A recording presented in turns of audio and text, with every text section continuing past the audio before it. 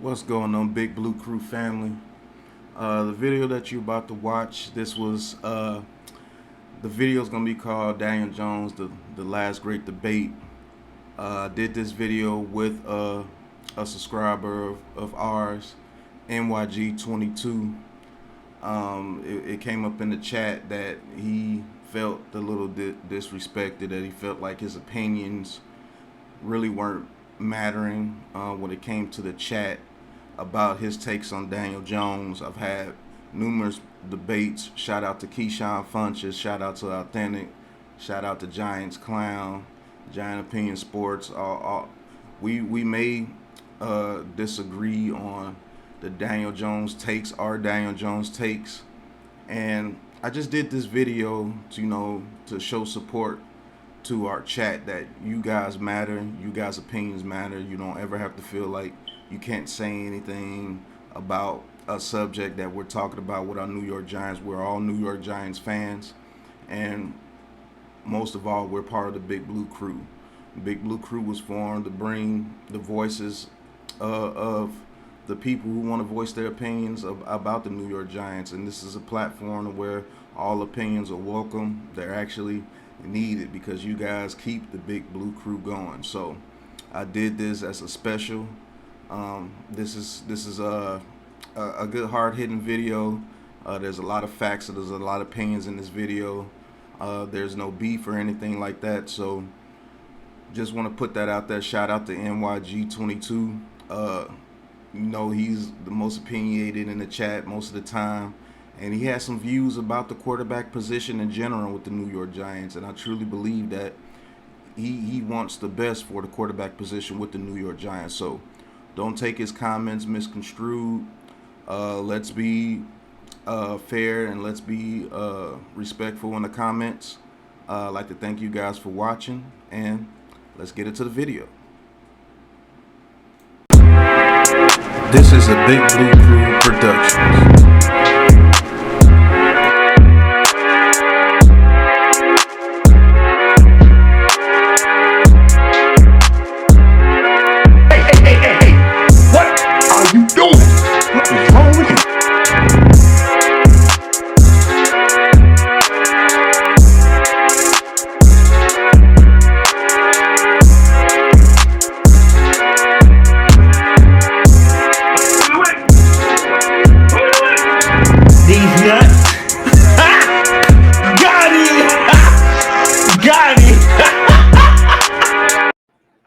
Hey everybody, welcome to Big Pat Sports Talk. We got the final showdown here. We're going to get to the end of the debate of whether Daniel Jones is good, Daniel Jones is trash, why we should have faith in DJ this year, why we should not have any faith in DJ.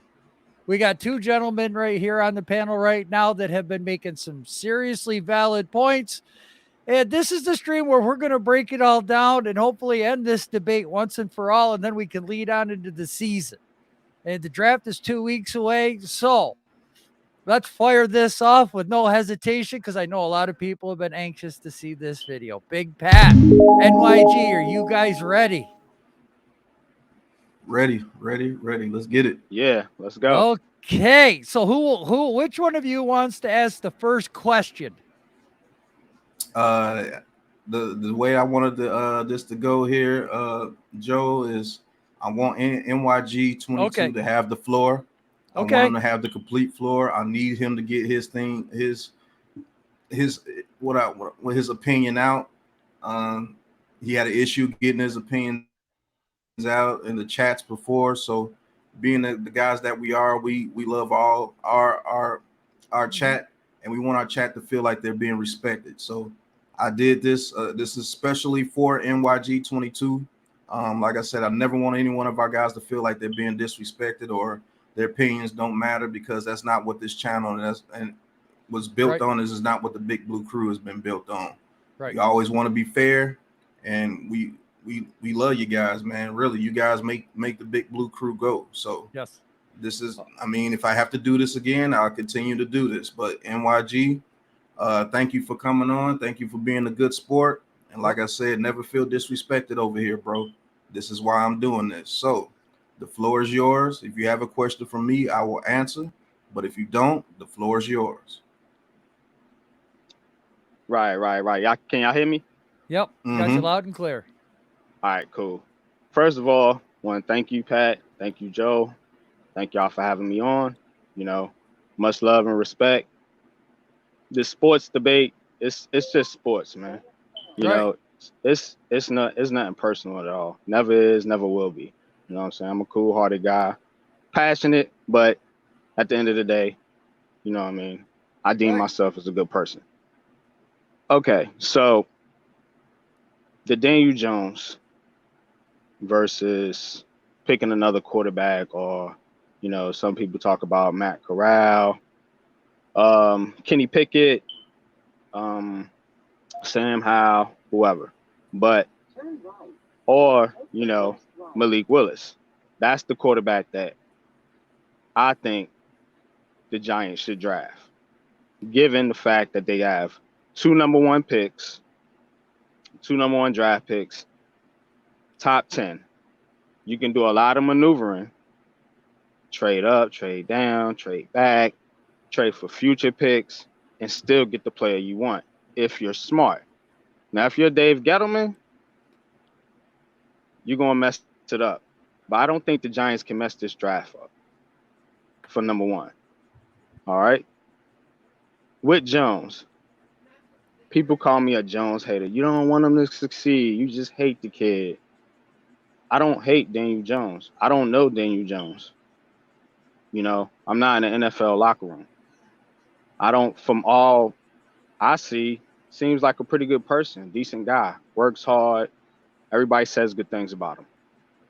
We're talking about the play on the field, strictly. So this is nothing personal to Daniel Jones, his friends, his family, nothing about his personal life at all. I don't know Daniel Jones. I wish Daniel Jones the best. I really do. If he's the Giants quarterback of the future, so be it. Great. That's excellent. But me, as well as others, don't believe that he's lived up to what he was drafted to be in 3 years. And I'm going to take you back to some of his college stats as well to show you that it's gone beyond 3 years. It's actually 6 years that we've gotten the same Daniel Jones. Now, what's funny about that, I will admit, he's had pretty much basically not a great team at Duke or in the Giants. But quarterback play is not about great quarterback play. We're talking about elite here now. Elite quarterback play is not about having everything around you perfect. You should be able to elevate the players around you strictly, because we've seen other quarterbacks do that. We've seen Eli Manning do that. Now, I watched something today. They was comparing Eli Manning to Daniel Jones, but in the same sense, they said that Daniel Jones did not read the field, meaning he didn't have what Eli Manning had mentally, and he also, as we say, you know, doesn't have great clutch moments. You know, he's not able to go in and win the game for the team. Now, the Giants, as bad as we've been, there has been moments and instances where Daniel Jones could have won the game. Turnovers in the red zone, Pittsburgh, you know, fumbles, Denver this year. So, you know, I'm not going to go through every game. I'm not that type of person to break down every game. I'm not an NFL analyst. I'm just going basically what my eyes see, and I'm going to back it up with a few statistics. All right. So now, when I'm talking about Daniel Jones and his clutch ability, when does clutch matter the most? When you're in the red zone, right? That's when, that's the money zone. That's where you get your bread at. All right. So Daniel Jones in 2021, inside the 20, red zone completion percentage, 16 out of 42. That's 38% in the red zone. That is basically last in the NFL from starting quarterbacks in the red zone. Completion percentage. All right. He did throw 5 touchdowns, 0 picks. That's good. But that was inside the 20. Now, inside the 10, 9 for 19, 47%, 26 yards, 2.8 yards per play. That's horrendous. That is horrendous. Now, what's funny, because I'm looking through it right now. The guy they drafted, the backup Daniel Jones, Tyrod Taylor, was just as bad. So I didn't know that going into, I actually had to look this stuff up and research it or whatever. Yeah, Tyrod Taylor was pretty bad in the red zone, just based off 2021. Now, we can get into the circumstances, but I'm not doing hypotheticals. I'm just trying to give you guys facts and evidence. All right. So now that's 70 yards, 4.3 yards per play. That was his inside the 20 stats. So now if your quarterback is giving you that, now let me compare that to Davis Mills. Where y'all say Davis Mills, nobody's hyped up about Davis Mills. I'm not hyped up about Davis Mills either, or Baker Mayfield, or any other quarterback. I just want to move on from Daniel Jones. That's always been my stance. So I'm not trying to bring in another retread quarterback. If you're going to get a quarterback, get someone from college and build them up to be how you want them to be. That's my stance. So don't get my arguments confused with other people's arguments in the chat. Davis Mills, inside the 20. He was 18 for 27.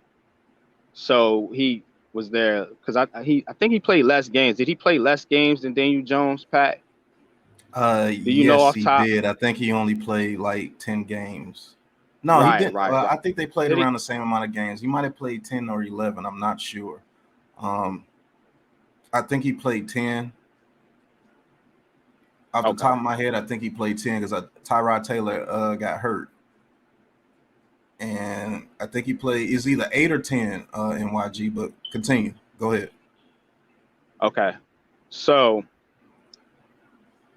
Davis Mills, we compare him to Daniel Jones now. This is a mild comparison. I'm not saying they're the same quarterback, nothing like that. I'm not saying anything like that. This is just a comparison here. So Davis Mills, inside the 20, 18 for 27, 66.67%, 122 yards, 8 touchdowns, 0 interceptions. Inside the 10, 8 for 15, 53.3% completions, 41 yards, 6 touchdowns, 0 interceptions. So Mills was considerably better than Jones in the red zone. And that got me thinking, why is Jones in the mix of everything? Because all quarterbacks struggle. All quarterbacks have hot streaks. So you guys that want to point out a game here or there that Jones did well, you would expect him to do that. He's an NFL quarterback. Ryan Fitzpatrick has extremely hot streaks and cold streaks too. Doesn't make him a good quarterback. So through that though, what we can learn is Jones is not good when it counts, which is in the money zone. Now, point to the scheme, point to whatever. But these stats carry through his rookie season.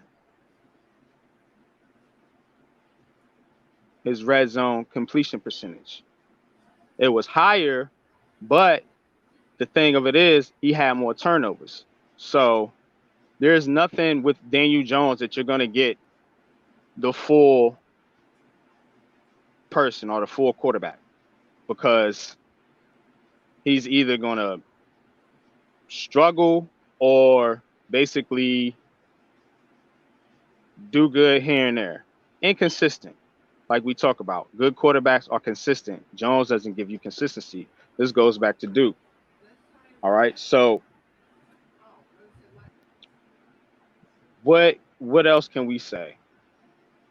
Now, hang on one second, because I want to go back to something here at Duke. I'm going to read here. This is off of Yahoo Sports.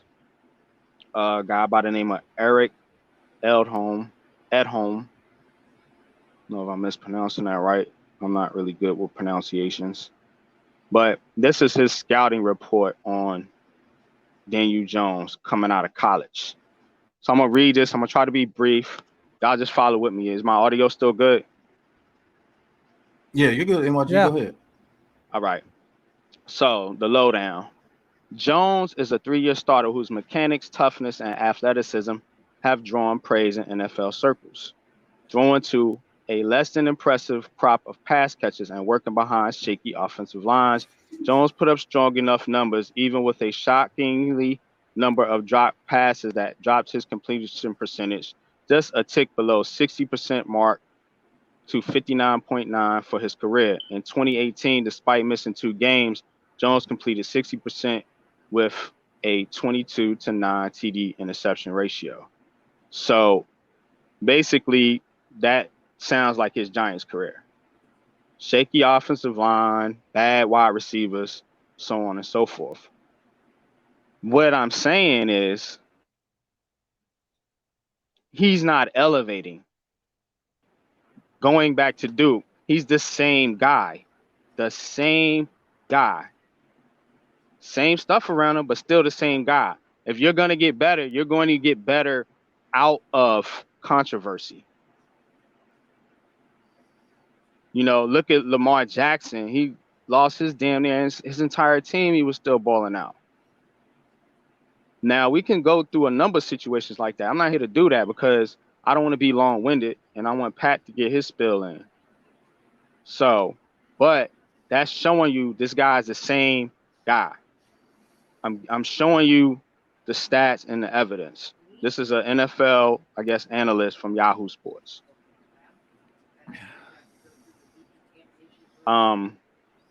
So now, hang on. I'm just going down. Just bear with me. All right. Still, he must speed up his clock against the blitz and develop his downfield timing and accuracy. Now, speed up his clock against the blitz. When you watch Daniel Jones, he struggles against the blitz, notoriously. He struggles against the blitz. Is when he's flushed out the pocket, unlike quarterbacks like Malik Willis, when Daniel Jones is flushed out the pocket, he's not as accurate. Daniel Jones is a pocket passer. People get him confused with somebody that's going to be a running style quarterback. He's a pocket passer. When he gets outside the pocket, when they flush him outside the pocket via the blitz, he struggles mightily. When other quarterbacks excel, look at, I'm not going to bring up names. I'm going to stop doing that because I don't want people to go in there and pick the thing apart. My point is solid, though. Against the blitz, he struggles. Now, this is going back to Duke. Okay? I'm reading his Duke college scouting report. All right? Jones lacks great arm strength, needing to rely more on touch and placement on downfield, on 20-plus yards down the field. So it goes back to speeding up his process in a faster-moving NFL game. Now, he's never done that. He's never been able to speed up that processing. Going back from Duke. 3 years in Duke, 3 years in the NFL, he's still processing slow. Has he gotten marginally better? Yeah. but not good enough. It's just not good enough. You can like the guy all you want to. His ceiling is Kirk Cousins, maybe a Ryan Tannehill type of quarterback, to where in a perfect system, he'll win you some games, possibly get you in the playoffs. Oh, my bad. I hit the mute button by accident. But he's never going to get you to that next level. We're the New York Giants. Now, Max Pack, Joe, question. The New York Giants, when you're looking at the New York Giants, historically, you're looking at what? Clutch quarterback play. Just clutch play, period. What's your expectation from your quarterback? Do you want him to be a game manager? Do you want him to be a superstar, or just win you games? Because Daniel Jones hasn't done either. So here's the question. What do you guys expect from the quarterback play, from the quarterback position that you're looking for in the next quarterback? Because if you're not getting them this year, you're going to have to get them next year or the year following, or you're going to have to find somebody in free agency. What would you like as a New York Giants fan from your quarterback? Is it my turn to go? I mean, is that a question for me? Yeah, just answer the question real quick. I just want to, as I continue along, because I want people to understand what we're talking about, what we're basically sparring about. You know what I mean? What you're looking for from the quarterback position might not be the same thing that I'm looking for. That's why I'm asking you the question. Quarterback is to win games. That's what I'm looking for in my quarterback. I think you cut out for a minute. Did you hear that, Joe? Yeah, he said he wants his quarterback to win games. Can you hear me now, or is it still? Yeah, I could hear you. I could hear you. Yeah, I mean, basically, NYG, I want my quarterback to win games. Okay, how he does it, I don't care how he looks when he does it. I just want him to be able to win us some games. If he's a game manager and he's able to win us some games, then cool. But not to be too long without, just want him to win games. Go ahead, NYG. Okay, win games. That's what I want my quarterback to do too. What I also want my quarterback to do is not turn the ball over. 36 fumbles in your career ain't gonna cut it. I just gave you the red zone numbers, why he struggles in the red zone. Now you can argue with scheme and all that. Your quarterback has to have instincts from the quarterback position. Instincts from the quarterback position. That's what Jones doesn't give you. Doesn't give you the instincts from the quarterback position. He's not. He doesn't have that, what they say, the it factor or whatever. I hate using that, but I don't want to, like, I'm not trying to think of something or whatever, but so he doesn't have that it factor, and that's what I want to see from a quarterback, because I know what it takes to win games, as we're all agreeing that we want, is that it factor. Now, despite what Jones has done in his career. Don't be putting words in my mouth, because I never said I wanted that it factor. I want to win games. I don't care about an it factor. I want to win. But that's what wins you games. It factor. You don't win games with a robotic quarterback. Let him go, Joe. Let him go. Okay. That's what I'm telling you. He's a robotic quarterback. He doesn't have good instincts. Instincts what wins you games. You got to go off script sometime. It's not all X's and O's. It's not all statistics. It's this thing called intuition. You got to be able to feel it, man. And you don't get that with Jones. And you're not going to. That's not who he is. He's a system robotic quarterback. That's what Kirk Cousins is. Ryan Tannehill. Dak Prescott. They're not gonna elevate the team. They're not gonna elevate. They're not able to elevate their play above what's going around them. That's what we're talking about. I don't want a robotic system quarterback. The big difference, as I say it again, between Eli Manning and Daniel Jones is clutch and instincts and ability to read the field, the mind game. Those chess versus, checkers type plays. That's what you're looking for. All these people that want to compare Jones to Eli, and I know you guys didn't do that. I'm not blaming that on you, but just the fact of the matter is that what else is you looking at? I hear people say, well, let's draft Arch Manning. You're still looking for Eli Manning. You're still looking for him. He's gone.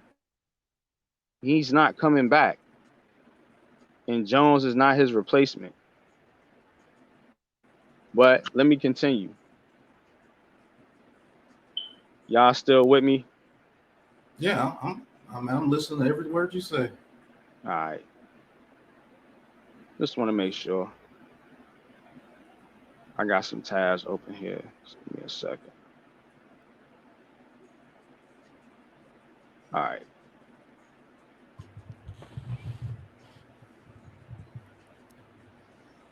So now,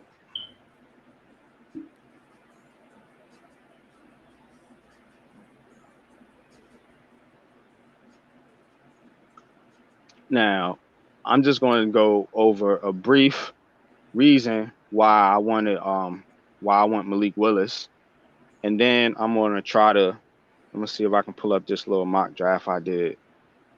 Wasn't a great one. I'm really not no kind of nerdy football person, even though I might sound like it at times. So I don't really do a whole lot of mock drafts and all that type stuff. I take a little offense to that. What? That's what I am to you, a nerdy football person? Nah, not you, that, but sir. not you, Pat. But a lot of people are though, man. They I respect it. You know what I'm saying? I get a lot of knowledge from you guys, on some real shit. You know what I mean? All right, so yeah, continue on. Now, Malik Willis. Okay. The thing about Malik Willis, to me, is the dual threat ability. Okay. Dual threat ability, basically run and pass. Now, people pick on his passing game. I get it. It's a valid point. I'm not delusional. Yeah, I've said the kid needs work. He needs to sit, obviously. But you're not building the Giants for this year. You have to understand that. And Joe Shane and Brian Dable in this draft, no matter if they pick Malik Willis or not, fans are going to get mad because they're going to draft players for the future. And fans are probably going to be like, well, this player can't contribute, or why did you overdraft at this position, or why did you double up at this position, or whatever they do. There's going to be some doubters out there. But these guys are smart enough to know that the Giants aren't built for now. They're built for the future. Now, if you can get your future quarterback in the draft where you got 2 top 10 picks, you need to go get them. Now, I don't know. These guys may not like Malik Willis. I don't know that. I'm not a psychic. They may not like Malik Willis. I'm saying if I was in their shoes, I would do some savvy maneuvering, maybe a little trade down. I'm gonna try to give you this draft scenario and grab Malik Willis and sit him and let him learn more or less from Tyrod Taylor while you let Jones be your starter. Or try to trade Jones, but that may not work out. But you can carry 3 quarterbacks. Probably gonna have to trade Bradbury though, because that's a lot of money. I agree. Like I said, I'm not delusional. But I would have traded Jones in this scenario.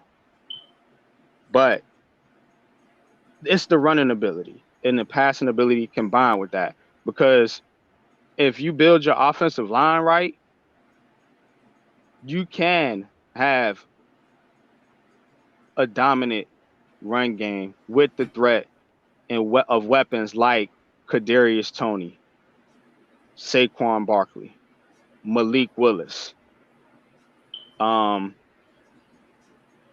Shep, if he's healthy, or Riggs, as y'all call him. I don't, you know what I mean?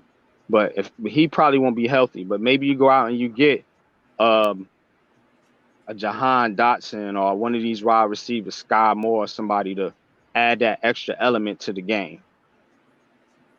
Now, you're building a solid foundation to your team, because if you're going into this thing thinking that, oh, I'm just going to grab the next great quarterback that comes out in the draft, if you go 9-8 or 8-9, I predicted 8-9. A lot of people have been predicting around the same number, you know, that 8 to 10 wins. If you do that, you're picking in the bottom half of the first round. Those teams above you, teams suck because the quarterbacks suck most of the time, or the quarterback got hurt or some other weird circumstance. Most likely that's what happens, why teams aren't good. So if you're picking in the top half, then maybe you don't have that opportunity. You know, now if Jones has a decent season, which y'all talking about 24-10, something like that, and they get the running game going, you can probably win 8 or 9 games. That's not great, but that's what average teams do. Mid-road team. The Giants are building this team to be a middle of the pack team, and I don't like it, because you're keeping this quarterback. You're not being forth thinking, and I'm talking about Maras, because those are the people driving this. Because I believe that Shane and Dable want another quarterback. That's just a hunch. They haven't really gave Daniel Jones glowing reviews. They've talked good about him, but it's not been glowing reviews. So if you're wanting to go and get that next quarterback next year, you might not be in position to do that. Because if you don't do a trade down this year, you're not going to have 2 draft picks, top 10 or top draft picks next year. You might have 1 pick. And then you're talking about mortgage in the future, where you're still going to have holes on your team for that year, and enter in a rookie quarterback, you're still going to struggle. That's not going to take the Giants over the top. But if you get the quarterback now and use the next draft to build the rest of the team around them, you good money, in my opinion. But that's how I see it. People may not see it that way, and that's cool. But the fact of the matter is, Malik Willis has to sit, but he has the traits that I think can translate to the next level with good coaching. All right, so it says here, this is from the same article on Yahoo Sports. Upside, explosive athlete with a power running back type of build. That's not Daniel Jones. Daniel Jones doesn't have that RB style build. I mean, he's a solid dude, but he's not explosive. He's a good straight line runner, and that's okay. But that's not gonna be game changing. If you're looking to add a game changing quarterback to your offense, because you don't have the other pieces around them right now. You're going to build it. That's why you're going to use this year to sit Malik, but he's already going to be there, and you can use him in packages with a smart offensive coordinator like we think we got, the Giants, right? What's your confidence level in the coaching staff? Let me ask Pat and Joe this question before I continue. Okay, you said what's the confidence level on the coaching staff? I'm gonna let the moderator go first. Go ahead, Joe. Right now it's unknown. They've never been a head coach before. The hell do I know? I can't predict how he's going to be. He's a rookie head coach. We got a rookie GM. We haven't seen the draft yet. All I've seen is press introductions. I know what he did as the OC at the Bills, but I don't know how he's going to lead a team. I don't know how he's going to keep a locker room together in the bad times and keep their heads in the game in the good times. Go on a 4-game winning streak. Is he going to be able to continue and carry that over and keep their heads in the game? I don't know. Yeah, I got the pretty much the same sentiment NYG because these guys, the rookie head coach is just like how Joe Judge was his rookie year. Now, do I have a little bit more confidence in them than I had in Joe Judge? Yeah, the couple of moves that they made some impressive moves with no cap money. I do like the way they've attacked the offensive line so far. But as far as just saying giving confidence or no confidence, I really can't give a confidence or no confidence because I haven't seen them been on the field for one game. Let's get to the middle of the season first before we say confidence or no confidence. Right. That's how I feel about that, though. Go ahead, NYG. Okay. Well, if you don't have, well, maybe the fans don't. I can reason with that. Same argument can be made about Jones because he hasn't proven it, but people seem to have this weird confidence in it. When Kafka and Dable have actually proven that they can take a raw quarterback to the next level. More so Dable than Kafka, because a lot of Kafka's, a lot of Mahomes is credited to Andy Reid. I don't know which one it was or whatever, but that's not for me to decide. Anyway, he has a good idea what a quarterback should look like. At least he has the blueprint, even if he didn't, mold Mahomes, so to speak. Same thing with Josh Allen and Dable.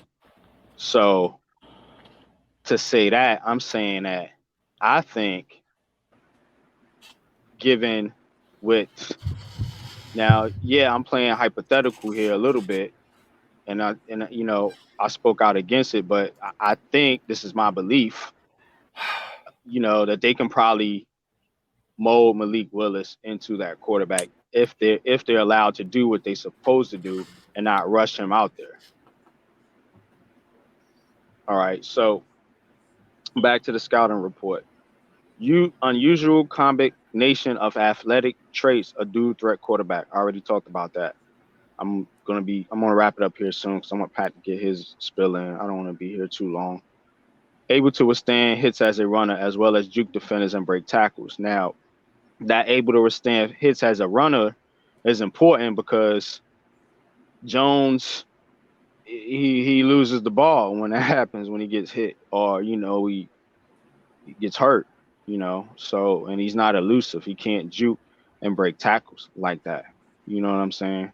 So that's another thing that I don't, people that want to say Jones, they should use Jones more as a runner. I don't necessarily know if that's true, but if they're running a Brian Dable style offense with Josh Allen, he used Josh Allen a lot as a runner. That's why I'm like, how are they going to fit Jones into that system? He's not the same guy. He's not the same guy. Now, Josh Allen ain't juking people all over the field, but he does break tackles, and he's strong with the ball. Pause.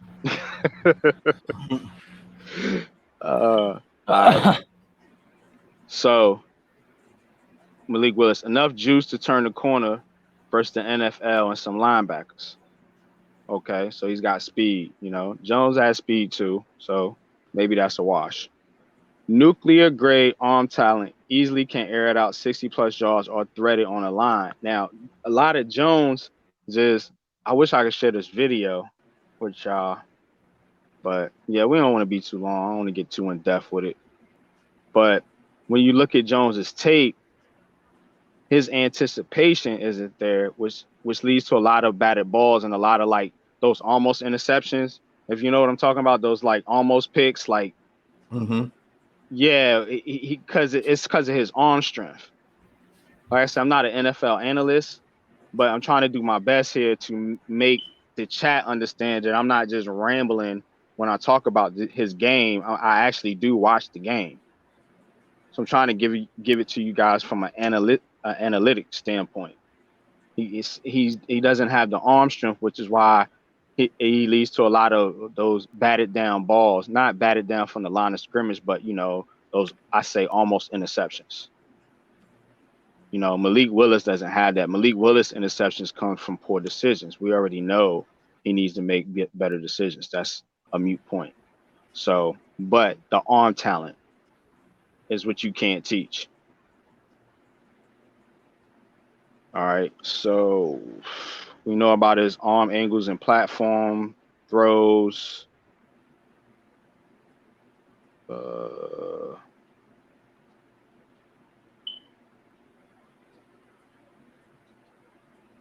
Oh yeah. Played behind shoddy O-line and not all sacks were on him. So he played behind a bad O-line too. Everybody want to talk about, oh, the O-line, the O-line, the O-line, the O-line. I mean, he played with not a great O-line either. So when you point out his flaws, then you got to use it. Then you got to use the same excuse you used for Daniel Jones. He didn't have nothing around him. Ain't no first round picks on Liberty. Hell, is it even any other draft picks on that team? So that's a question for you, Pat. No. You the NFL analyst? No. Okay. Joe, No. Okay. So he didn't have anybody. He still put up pretty good numbers. Led his team to did they make a bowl game, right? Okay. Yes, they beat So, Eastern Michigan. Right. Yeah. Okay. You play who you play. Giants play in the NFC least. They still couldn't get it done. So they played in the NFC AFC West. They probably wouldn't have won a game. They beat the Raiders, and they only lost to the Chiefs by 3 points. Yeah, well, they still lost. And the Raiders, yeah, they beat the Raiders. I give them that. But they won the NFC West. I mean, I just threw a division out there. I'm just saying they played in a horrible division and still couldn't get it done. That's my point. Malik Willis played in a bad division, and he shined like you're supposed to. What a bad team around you. You should be able to do something. We need to see the moderator's face. Oh, do you really? Ooh. Yeah. Oof. Go ahead, NYG. Yeah, well, I mean, you can all you want to, but this is what it is. You want to do the comparison in a hypothetical situation, but how can you see that?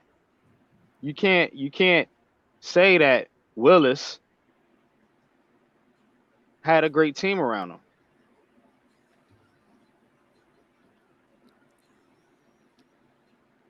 So I'm just pretty much trying to focus on Willis here, but the fact of the matter is that he can do more with less than Jones can.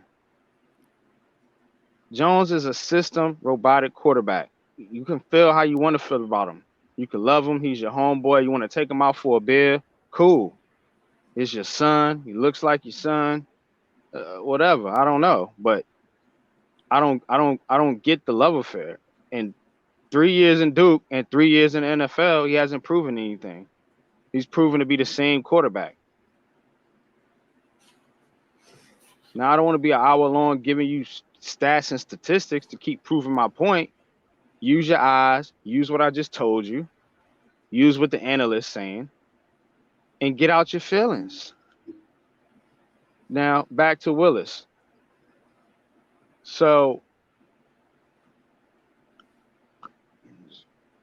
his personality, leadership style. let me go to this real quick. Because, you know, people always question leadership. Willis has received, this is from giving y'all the sources, so can't say I'm making this up out of thin air, or these are credited websites, credited analysts. From what I know, what do I know? The Draft Network, Player Profile, Malik Willis. Willis has received rave reviews from more than one person I've spoken to about his personality. I appreciate how he handled a couple of questions with the press this season that could have afforded opportunities for interpreted shade at teammates. By all accounts, he seems to get it on the field, and he clearly isn't afraid to have the football in big moments. And that's what I want to emphasize. Clearly not afraid to have the football in big moments.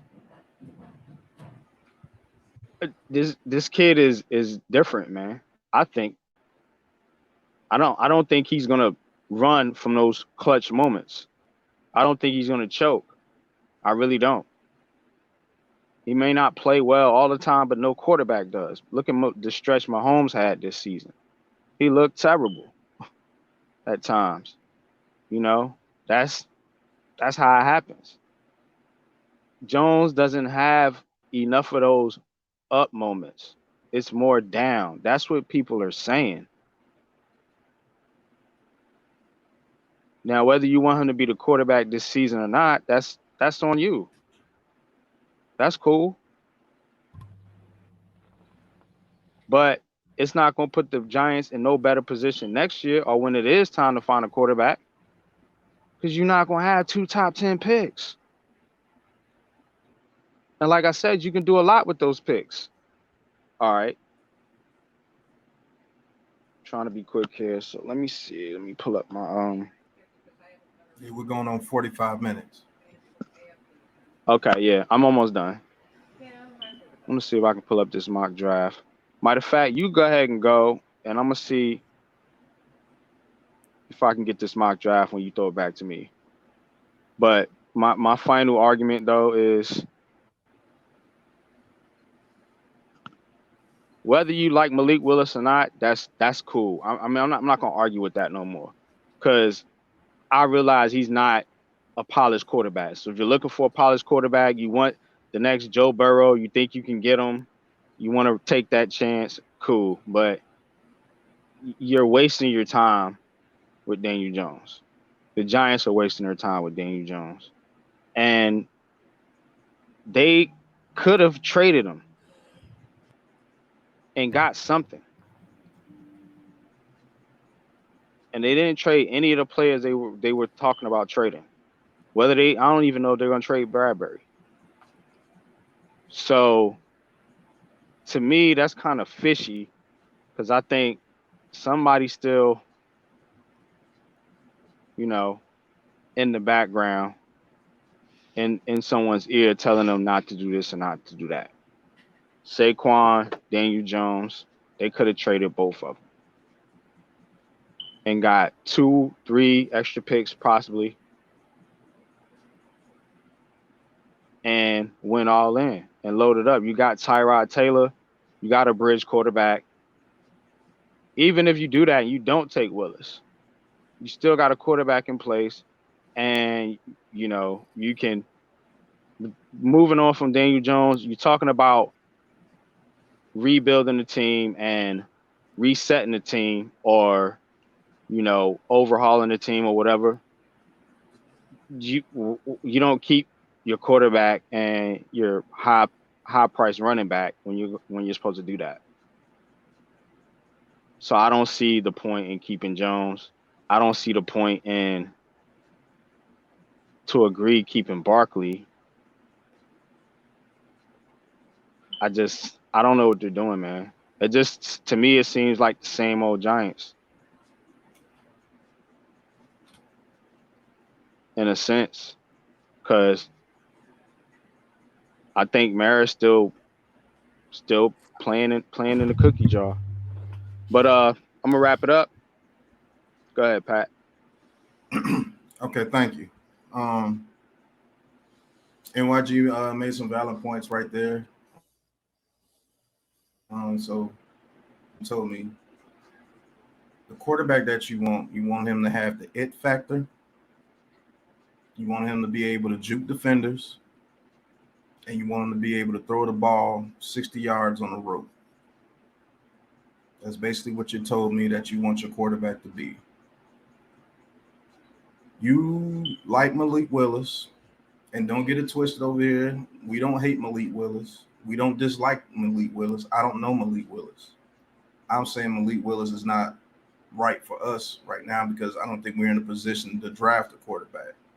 That's all I've ever said. I want the kid to succeed. I want him to go to a team that he can actually learn and not be under pressure to be put into the game.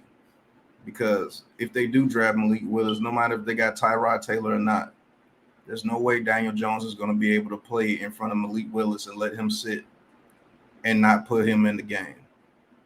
What if Tyrod Taylor gets hurt when he comes in? Do you really think they're going to go back to Daniel Jones?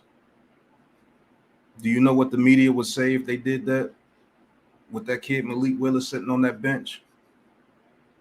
Let's say Daniel Jones plays bad enough to be benched and Tyrod Taylor comes in. Tyrod Taylor has a worse injury history than Daniel Jones. Say Tyrod Taylor gets hurt. Who do you think the media and everybody's going to want to go in the game? Because you say you want Malik Willis to sit. Is that any way possible with the things that have happened in the past with the previous coach? We're not going to go into that.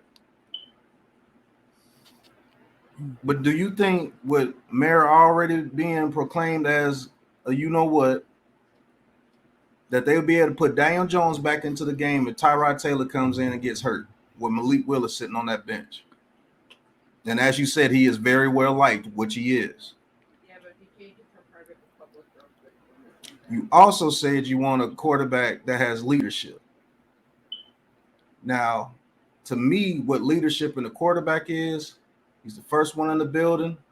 He's the last one to leave. He puts in the work. He calls his guys to come work with him to try to get better. And he tries to get better every year. And he owns up to his mistakes. Who's the first person in the building with the New York Giants? Who was the person in the building when there was a snowstorm out there when Dabo first got hired?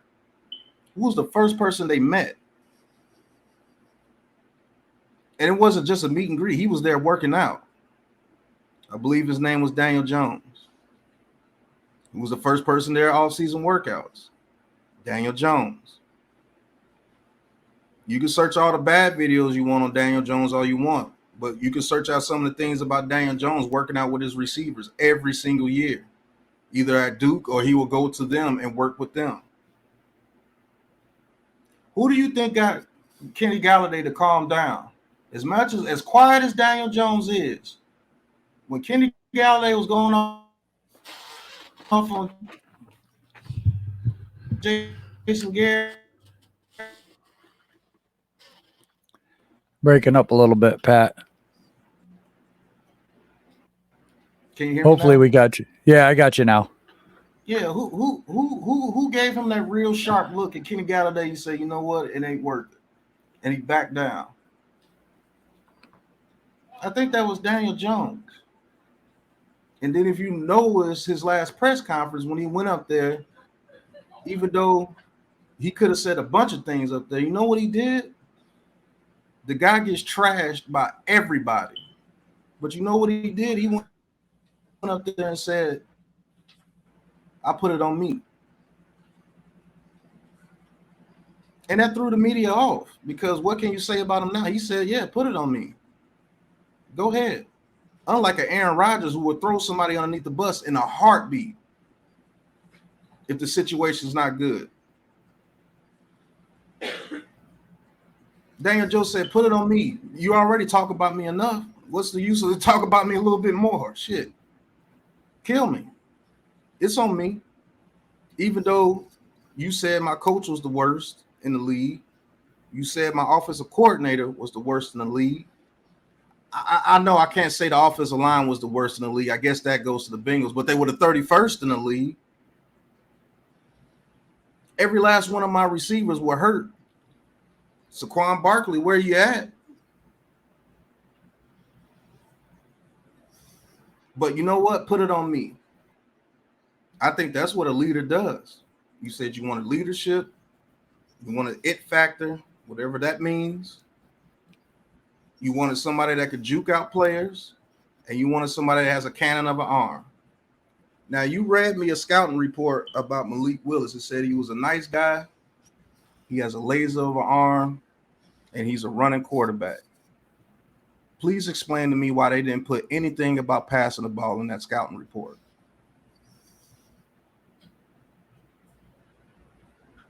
They didn't Is that put a question? hold on. No. I'm just talking. Oh, okay. My bad. In that whole scouting report that you gave me, they never said he can read a zone.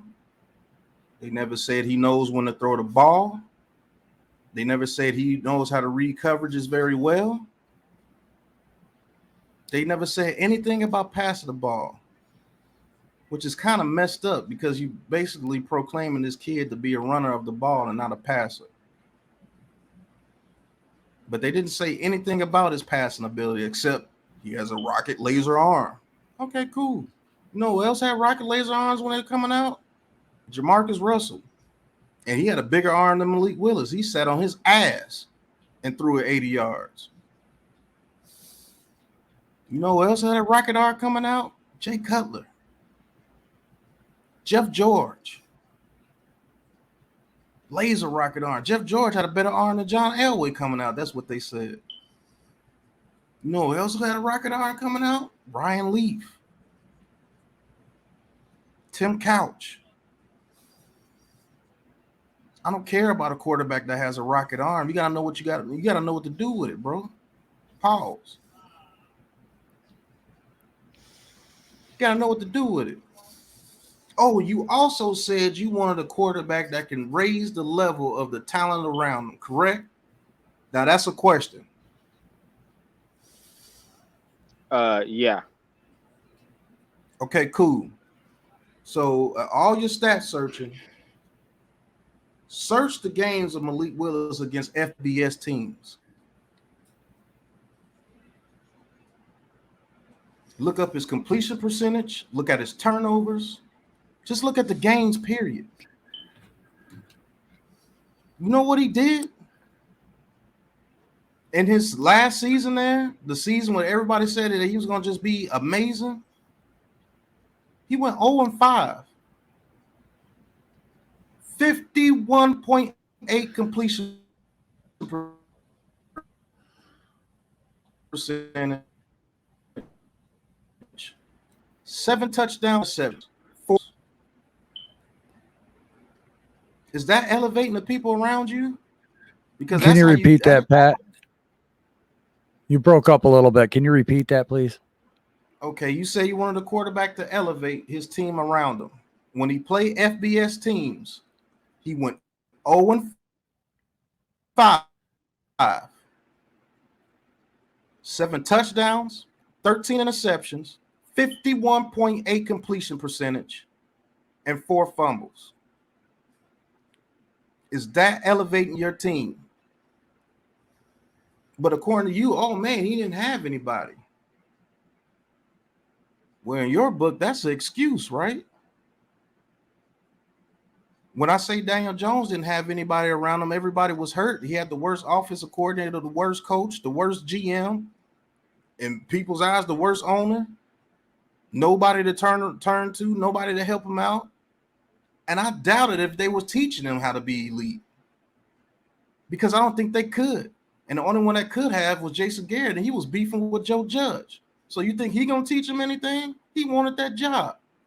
I'm not gonna let Daniel Jones look good. For what? So he can get the credit? Hell no. I'm gonna call these vanilla plays, wait till you get fired, and I'm gonna take over. And then I'm gonna bring it out. So how the hell can you tell me everything I say is an excuse, but you say the same thing from Malik Willis, that he had nobody around him, and that's why he couldn't perform against FBS teams? Not to mention that those FBS teams that he played, there was only one elite team on there, and that was Ole Miss. And guess what? Ole Miss is in the bottom of the SEC. He played the Raging Cajuns, Army. Who the hell is Army? Syracuse, the bottom of the ACC.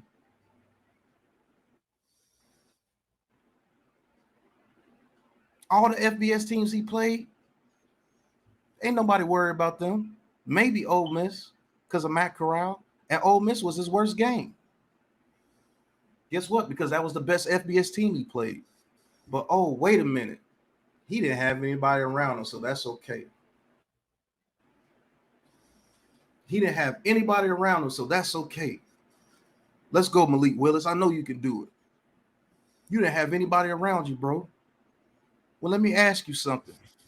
You said he won a bowl game against Eastern Michigan, another team that's not an FBS team. You know Daniel Jones won a bowl game at Duke? And I ask you this question. Can you name one person at Duke that played with him? Name one. I can't, but pretty much said the same thing about Willis when I asked you if, you know, on Liberty, was anybody going to be drafted? So pretty much it's a wash there. Okay, so he's playing in a similar situation, but he's playing in the FBS. He's playing Clemson. He's playing Miami. He's playing Florida State. He's playing Virginia Tech week after week after week after week after week. And he still was able to get them to a bowl game and win. And you can't name one player on that team. Not one. When you read your scouting report on Jones, he said he had a slightly under 60% or at 60% completion percentage. Did you look at how many drop passes his receivers had? I believe in one season they had 31. So imagine if his completion percentage was still around 60 and your receivers dropped 31 passes. Imagine how many yards. Imagine how many points. If they drop 31 passes, if they catch 20 of them, his completion percentage is around 66, 67.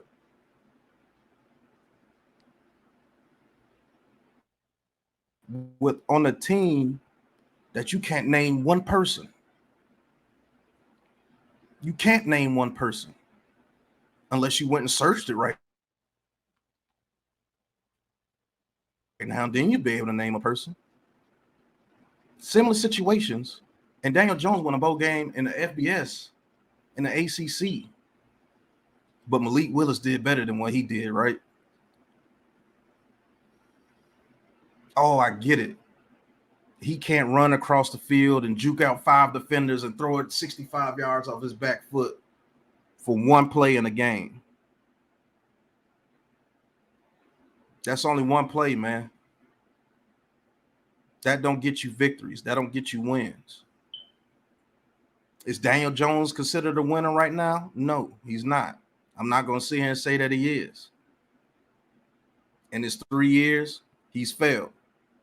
You're absolutely correct. But guess what? The whole organization has failed. And when you got shit around you, guess what? A lot of times you're going to play like shit too.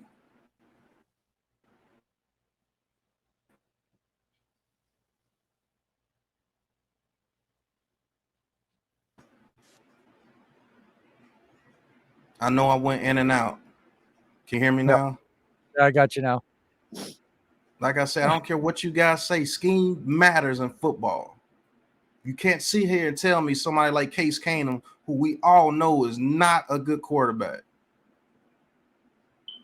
But when he was with Pat Shermer, he damn near made the Pro Bowl. Why you think that? Because the scheme fit him. The scheme that Pat Shermer ran, Case Keenum could play in that scheme. Scheme matters a whole lot. And not only did he play with a bad scheme, he played with a bad scheme with a coordinator that wanted to stick it to Joe Judge, the head coach. They weren't even getting along. Joe Judge wanted to get rid of him the first half of the first season. But since he was mayor's boy, he let him stay on there. Can you imagine what was going on in those conference rooms? And you want to know why Jason Garrett was able to get away with it? Because he was a rookie head coach.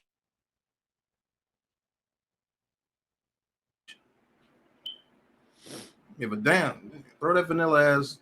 Yeah, run these curl plays, run that hitch. I don't care. Because either I'm gonna get fired and I'm gonna get paid anyway. Because I got what he got like a 3-year contract. 2, I thought. What, 2-year contract? I'm gonna get paid regardless. Or he's gonna seriously fail. And I'm already mayor's boy, so I'll just step in and then I'll open up the playbook. Do you know when they opened up the playbook against the Saints, that man threw for 450 yards? When they opened up the playbook against the Washington football team, if it wasn't for a drop touchdown pass by Slayton and a holding play on one of his run plays, what you say that you love a running quarterback. You love him. Juke out that defender, man. Juke him out. Yeah. He ain't got that pizzazz. He ain't got that it factor. You can't spin on somebody and run 20 yards and make something out of nothing. Okay. What I tell you, that the quarterback that's the greatest of all time is the biggest pocket passer you will ever see. How many championships Michael Vick got? And he's the best at it. The absolute best. I give you even more. How many playoff games did Michael Vick win?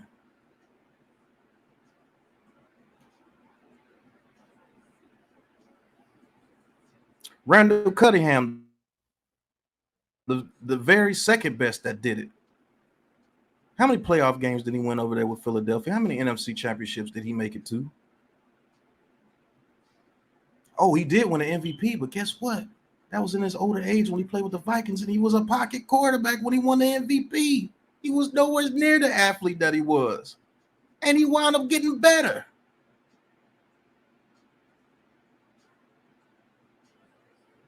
You said Lamar Jackson, they elevate everybody. And they don't have real bad streaks. Do you know Lamar Jackson threw multiple interceptions and I think 3 back-to-back games or 4 back-to-back games last year when people got hurt? Just bring up the Miami game. And you just admitted it out your own mouth that Mahomes looked terrible. You just admitted it out your own mouth that he was looking horrible when that offensive line wasn't playing well. And guess what? You're right. He led the league. He was leading the league in turnovers during that point in time. And guess what? Everybody was still on the field except for Clyde Edwards-Helaire, and the offensive line didn't gel. And he was leading the league in turnovers until that offensive line gelled, and then they took off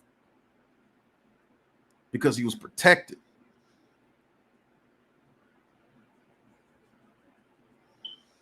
Scheme matters, bro. Donovan McNabb, one of the best quarterbacks in Eagles history, balling out there when he was with Philadelphia. Guess who was there? The same guy that's coaching Mahomes over in Kansas City, Mr. Andy Reid. What happened to McNabb when he went to the Washington Redskins at the time? Oh, my God.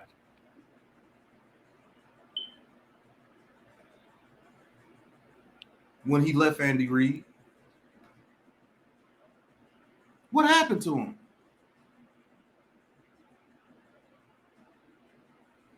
You want another example? Mike Singletary, loved the guy, Hall of Famer, one of the best middle linebackers to ever do it. Horrible coach with the San Francisco 49ers. The 49ers were absolutely dog water. Vernon Davis didn't even want to play on the team. Alex Smith, number 1 overall pick, considered one of the probably the biggest bust ever. In comes Jim Harbaugh. What happened with Alex Smith when Jim Harbaugh got there? He brought a system there that he can play in. Damn, Alex Smith started making the Pro Bowl consistently. Guess what? Would have been in the Super Bowl if it wasn't for. Right. And guess what? This is a business. Alex Smith was still balling, but he got hurt. Guess who came in? Colin Kaepernick. I know you love him too. Colin Kaepernick got in there and was balling. Guess what? Got to a Super Bowl. They lost to the Ravens, but got to a Super Bowl. What happened to Colin Kaepernick when the team lost all that defensive power? When they lost Vernon Davis? When they lost Michael Crabtree? When they lost Frank Gore? When his offensive line wasn't as good as it was? Jim Harbaugh was still there for a year or two. What happened? What happened to Colin Kaepernick? Did he not fall off a bridge?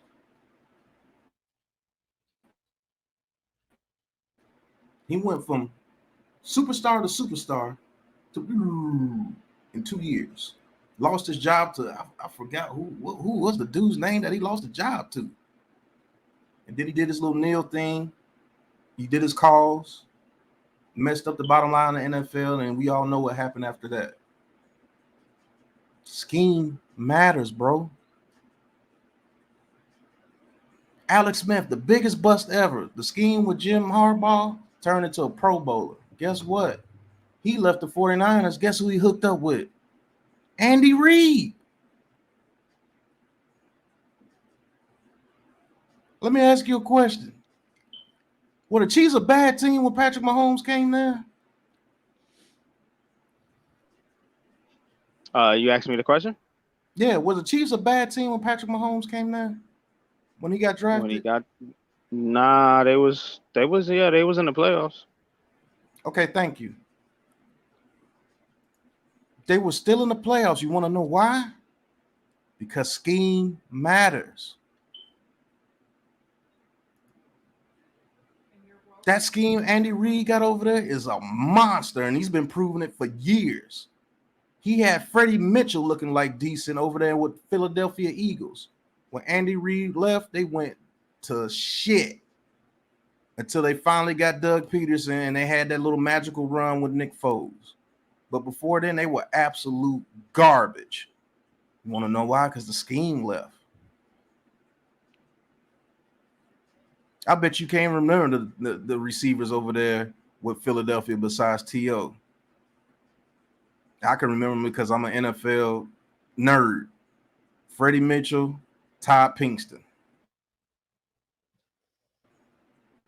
Who the hell, guys? Same thing with the greatest of all time, Tom Brady. He's only had one season where he had a receiver that was dominant, and that was with Randy Moss. And guess what? He set records and went undefeated until once again. You see, we seem to be in places that stop teams from creating history. You do see that, right? Scheme matters, bro. Everybody said they were stupid for drafting and having a receiver like Wes Welker. What are you going to do? You're going to throw it in the middle of the field all day? What type of system is that? Guess what? Whooped ass for 2 decades. Man, if Hernandez didn't do what he did with Who Gronkowski, knows what? Oh my God! Who knows what would have went down? they were laughing at the Patriots when they drafted 2 tight ends. Turned out to be one of the best schemes ever created. And it didn't matter who they put in there. The system just kept going. Martellus Bennett kept going. Only thing constant was Brady and Gronk. No matter who they put in there, it just kept going. Name the outside receivers. And the scheme also works because remember the year where Tom Brady tore up his knee and then that rule went into place, Pat? Yeah. Matt Castle. What was his record? 11 and 5, and they missed the playoffs? Yeah. They won 11 games that year with Matt Castle. That's why Castle got that huge contract at Kansas City. Mm-hmm. And that's the guy Alex Smith replaced. This NFL world is crazy, man.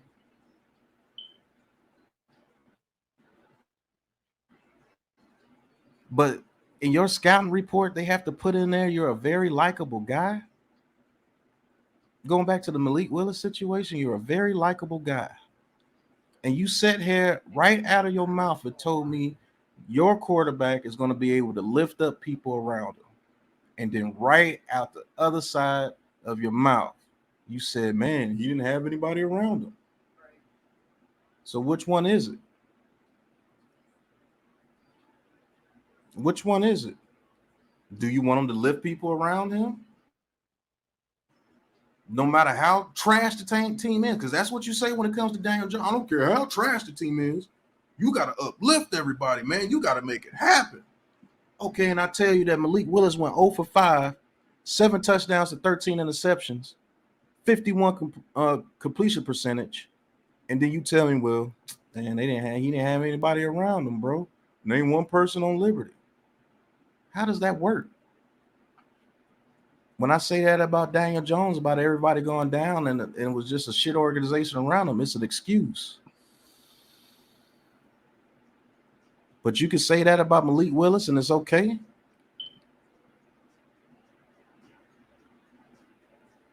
That's why I study film. And before I get out of here, guess what? We're going to look at a little film. I was going to say it's quarter after 1:15. Yep. Yeah. And can I get a little rebuttal in there? Because this is what I do. You said a lot of things that I didn't say. Well, for one thing, I never compared Malik Willis to, I mean, like basically you were saying like that I thought Malik Willis was gonna, you know, lift everybody up around. I was comparing their quarterback college situations. You know what I'm saying? I was comparing Jones' situation to Willis's situation, and I was saying Willis did better than Jones. That's what I'm saying. And the college scouting reports that you're saying that I'm saying, only read a piece of them. Only read a piece of them because I didn't want to be long-winded because they long, Pat. You see what I'm saying? So that's why I only read a piece of them. You're saying Malik Willis did better than Daniel Jones in college. Malik Willis played in the lesser league and won just as many bowl games as Daniel Jones. Daniel Jones played in the ACC. Daniel actually won two bowl games. Okay, let's go to the stats. Matter of fact, 2016. What do you mean go to the stats? He won more bowl games at the ACC. That's a bigger league. Winning games is not a quarterback stat, though. That's what me and you guys differ. It don't matter about winning games. It matters, but what I'm saying is it doesn't dictate the quarterback play. Your quarterback can still play well and they not win. Daniel Jones doesn't do either. He doesn't win or play well. So what are you talking about? So you're saying Daniel Jones has never played well with the New York Giants? He doesn't play well on a consistent basis. Like I told you earlier, Malik Willis did. Every quarterback has games here and there. I'm saying you guys aren't taking into consideration both stats, rushing and passing. Combine the two, and then tell me who has the better career and who has the better upside. Do quarterbacks get paid to run or do they get paid to pass? They get paid to play.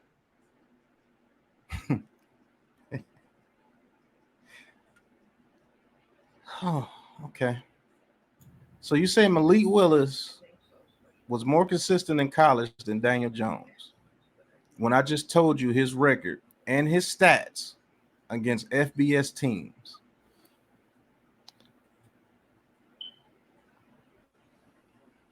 I'm saying he did more. Yep. So when they played the same competition, Daniel Jones won 2 bowl games. Malik Willis. I don't want to talk about the games that they won. I want to talk about how they played. I'm talking about the games that he won at college. You said he was better. I said I don't want to talk about the games that they won. I want to talk about how they played. Tell me how they played in those games. Well, and tell me how they. obviously NYG had to be playing pretty well to win 2 bowl games on a team that you can't name not one person. He had to be doing something. And Malik Willis was on a team that didn't have a draftable player. You Daniel admitted Jones that. is on a team that didn't have a draftable player. Okay, so what? And he won 2 bowl games in a bigger conference. What does that mean? What do you mean? He played better competition and won more bowl game than he did. He he didn't win the games by himself. Oh. I mean, you're backing into the same argument because Malik Willis. It's not about Malik Willis versus Daniel Jones. This is about Daniel Jones. So hold on, because I let you go for 40 minutes. Hold on. So you're telling me that it's not that great that Daniel Jones won 2 bowl games at Duke, who's not even known for football, took them to 2 bowl games and won without one person that you can name on that team, is not more impressive than Malik Willis at Liberty, who beat Eastern Michigan in a bowl game. Congratulations. But lost to the bootleggedest FBS teams that you could get in college football, basically, and only won 1 bowl game. But Malik Willis is that guy because he had nobody around him. But I say Daniel Jones won 2 bowl games at a college that's not even known for football in the ACC. You play Clemson, you play Florida State, you play Virginia Tech, you play Virginia, you play Miami, you play these guys on a regular basis. And that's not impressive. But what Malik Willis did is impressive.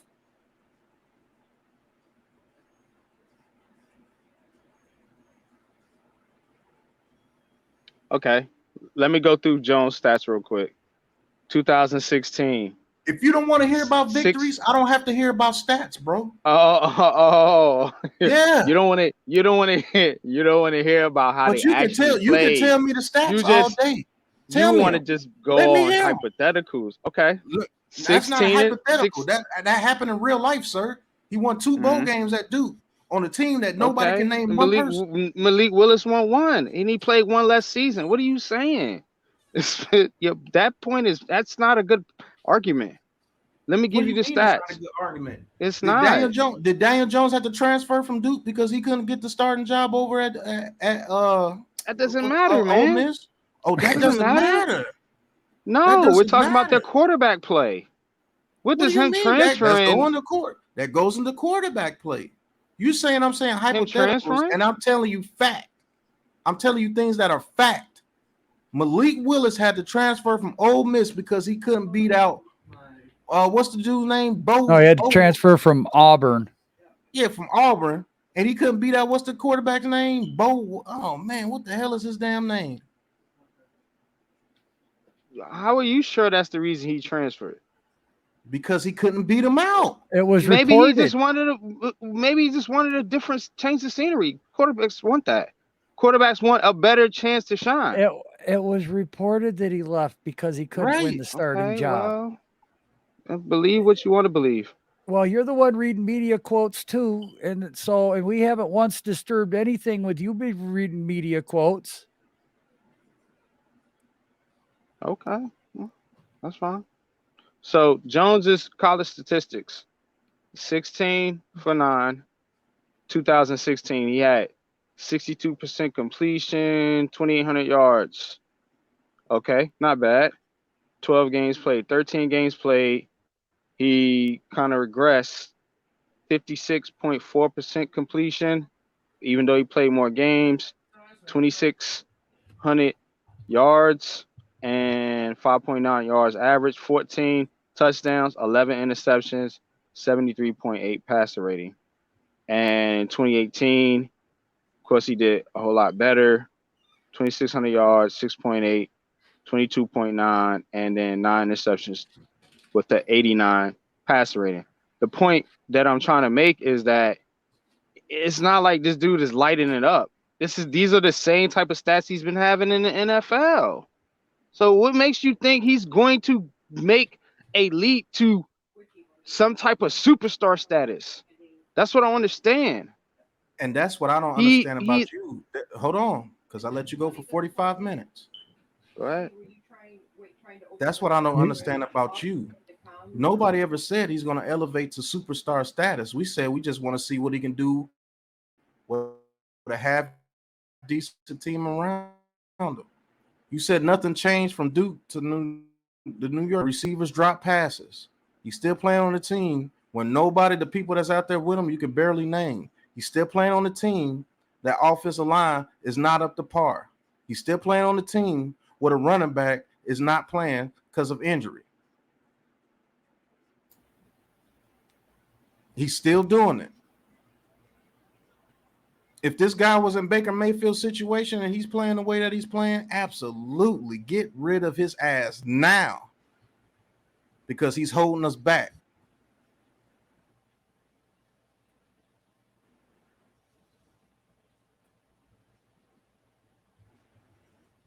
You freeze for a little bit?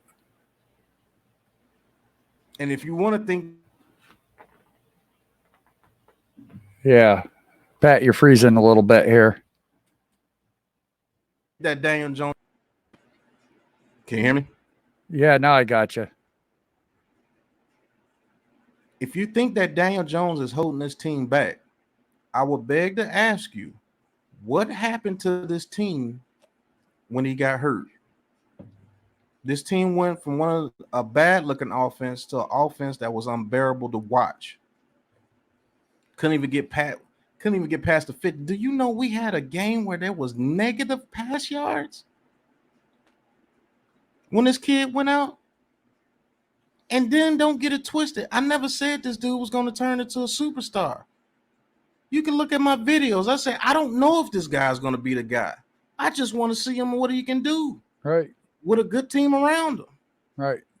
And if he sucks this year, he's gone. Plain and simple. I'm on record saying if there was a guy that we knew coming out at quarterback that could be like a Justin Herbert or Joe Burrow or someone like that, I'm drafting him in a heartbeat. But you sit here and tell me that you want a guy that can uplift his team no matter who's around him. He's supposed to play well enough to bring it home no matter how trash his team is. And the guy that you're talking about, Malik Willis, went 0-5 against FBS teams, threw almost double the amount of interceptions to touchdowns, had 4 fumbles, under a 52% completion percentage. That's not uplifting your team. That's not your guy. By your definition of what you want in a quarterback, that's not your guy.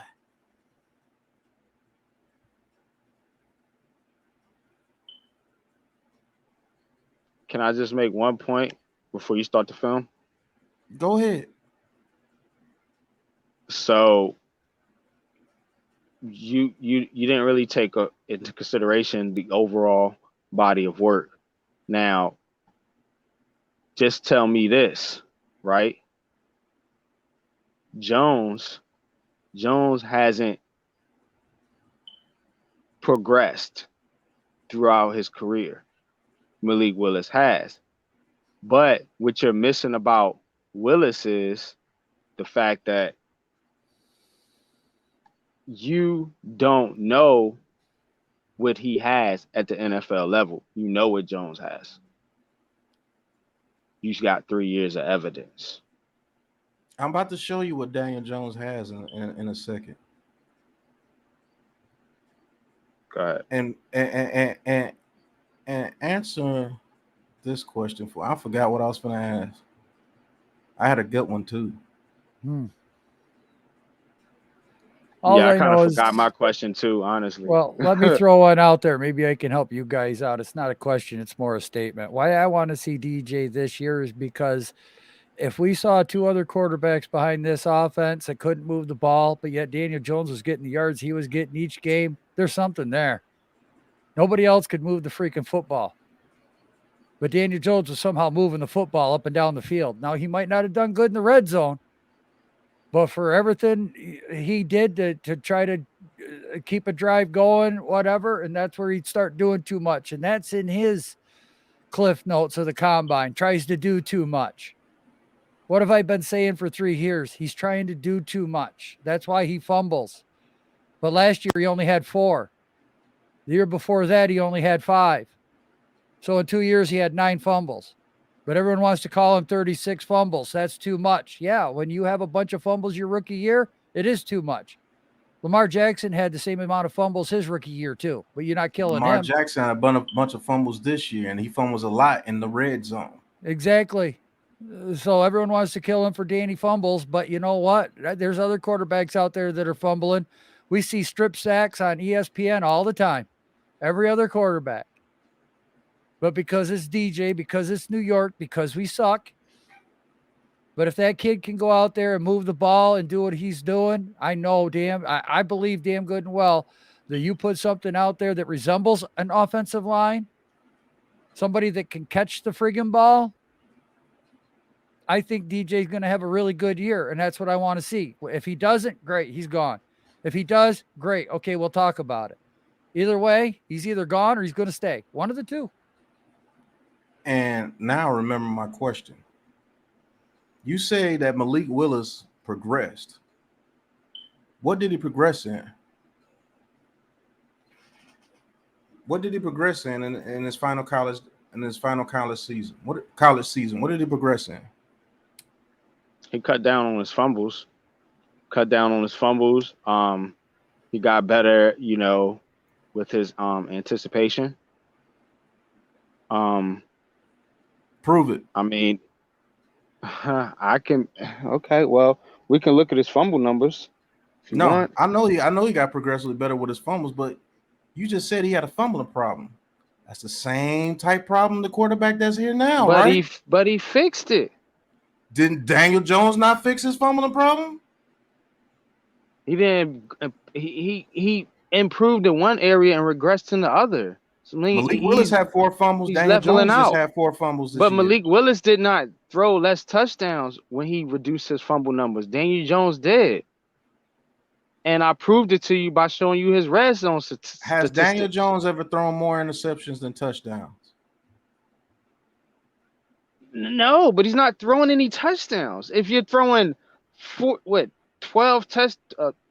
touchdowns and 10 interceptions or something like that, what is that? So everybody can look at his numbers, accumulate all his fumbles together, but you can't accumulate all his touchdowns. So his 24 touchdowns his rookie year don't count when it comes to that. Yeah, even when you add it all together, that's dang near Malik Willis's whole college career and Daniel Jones's whole NFL career. That is Daniel Jones has 45 passing touchdowns in his career, and I think he has 5 rushing touchdowns. Do you know how many touchdowns he's had called back due to penalties? Nope. I don't got that stat. Mm-hmm. Okay. Do you have the stat? Do you know that he's had at least 8 touchdowns brought back because of penalties? Now, that's just penalties. That Do you was know how many 2021? touchdowns he had dropped? No, how many?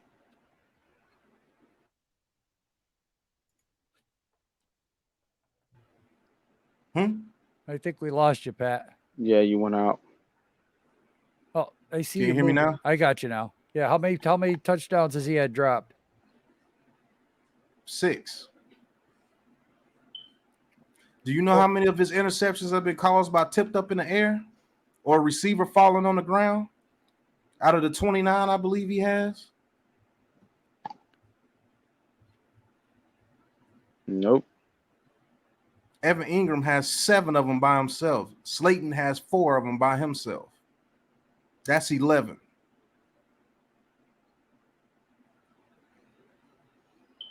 And that's soon to be a wide receiver stat too. It's not going to go on the quarterback anymore. So these receivers are going to be charged with interceptions.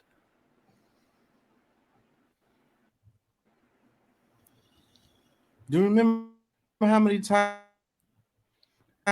Joe Judge's first year, Evan Ingram went across the middle and tipped the ball up in the air and caused them an interception? Do you know that the fumble? Do you know that some of his fumbles that came on those reverse plays that he threw it to Evan Ingram and he dropped it and fumbled and the other team recovered? Do you know they counted against Daniel Jones? Do you know that the Wayne Gallman fumble when he handed off to Wayne Gallman and he couldn't handle the handoff, that counted against Daniel Jones? Hey, I got another stat for you. Remember the pass that he threw to Ross in the Saints game? But Ross fumbled the ball into the end zone and it didn't count as a touchdown? That didn't count for Daniel Jones either. Oh, do you remember that one of his interceptions was a Hail Mary? He only threw 7 during the season, and one of them was a Hail Mary before halftime.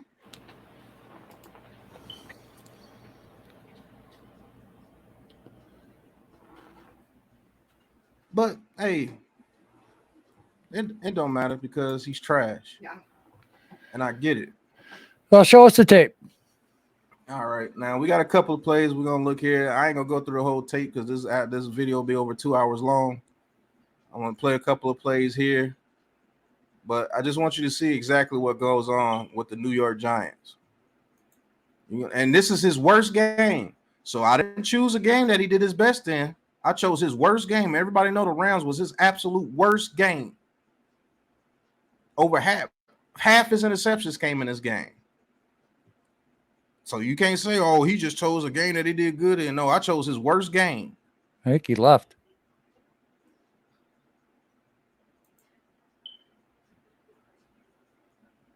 It is what it is.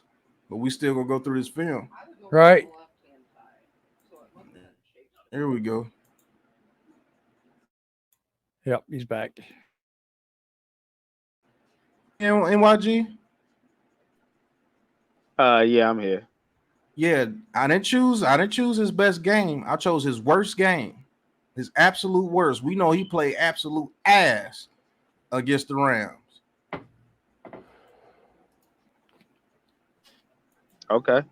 So this play right here, this is the first play from scrimmage.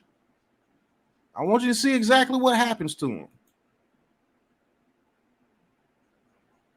Nate Solder gives it up.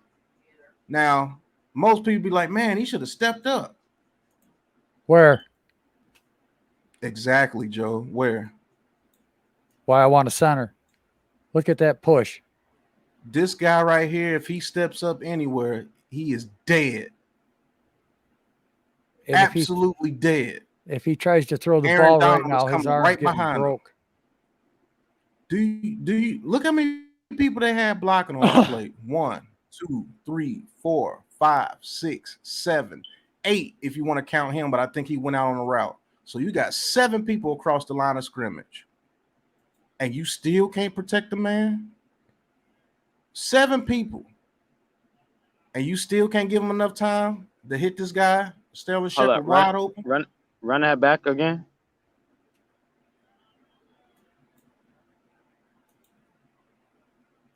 Seven.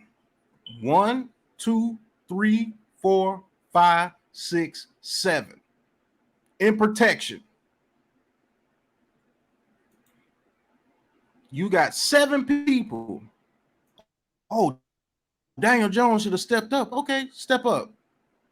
And these 2 right here are going to greet you as soon as you step up. Oh, he does have a hole. Where can he step up to? You see it right there. Are you serious? Paused. It's right there. It's right there. It's right there. All you had to do was step up right there. He's in the middle of his in the middle of his step back. Oh my God. He's in the middle of his step back, sir. Go back. Boom, boom, boom, boom. Boom. So he's not in the middle. No.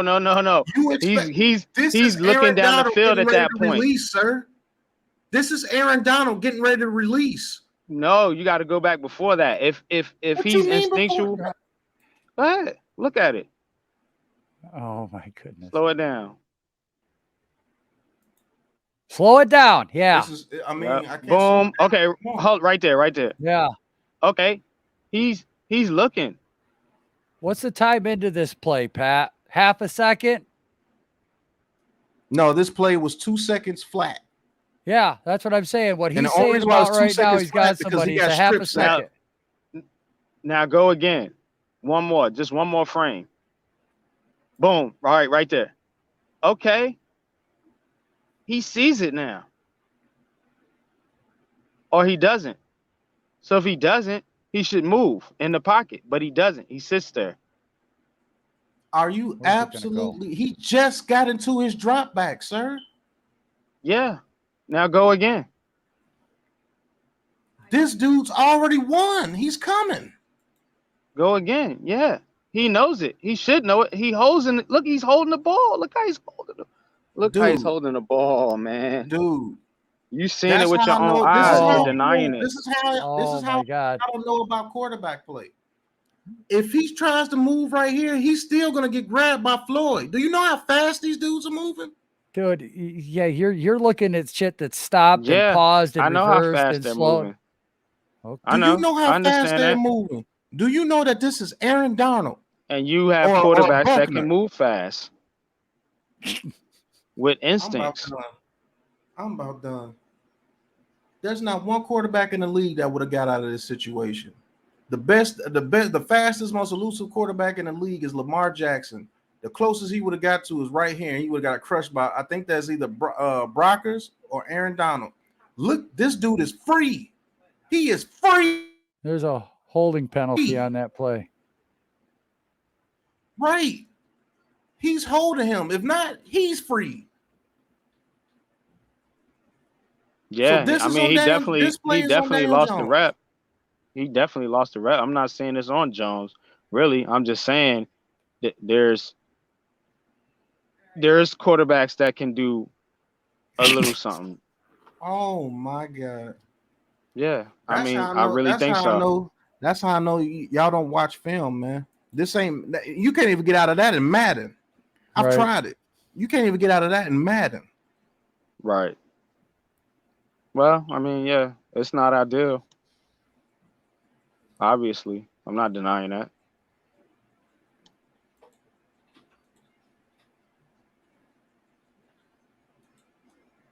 So that play right there, and guess what? They got that type of pressure. NYG with 1, 2, 3, 4, 5, 6, 7 linemen. You couldn't block more than 2 seconds with 7 linemen across the line of scrimmage. With 7. Yeah, the Not to line was mention you had a trash. fullback back there.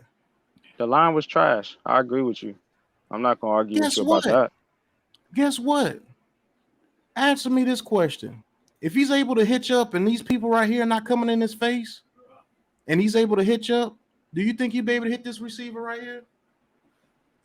Because it's wide open. Yeah. If he could have hitched up, because we've seen him hitch up. If he was allowed to hitch up, because if he takes one hitch, NYG, he's gone for the season, because this dude is coming full steam ahead. Not to mention that Soda is trash and he got the edge. Not to mention he lost 2. Whole right side of the line. I mean, yeah. I mean, Do the you think line if Daniel was Jones has line 2.5 wasn't good. seconds, he completes this pass here? Please give me that. Please at least give him that. If he has 2.5 seconds, can he complete this pass to Sterling Shepard right here? Yeah, he should be able to. Right. Okay. That's all I wanted to hear.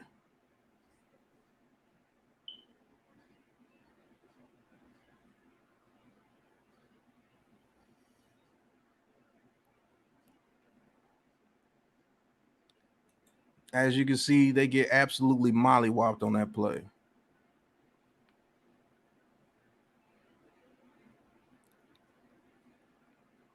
I don't see how you have that many people and you still get beat like that. That is crazy. And you mean to tell me we didn't have the worst offensive line in the league? We can't block 5 people with 7. I don't think they was trying. To me, it looks like these guys aren't even trying. That's Like with even this worse film than that you showing YG. me, Looks like what they're we're not trying trying. to. Right. If they're Right. not trying Yeah, I NYG, don't- that's even yeah. worse. I would They're not agree with trying. you. I would agree with you. That's what we've been trying to say this whole time.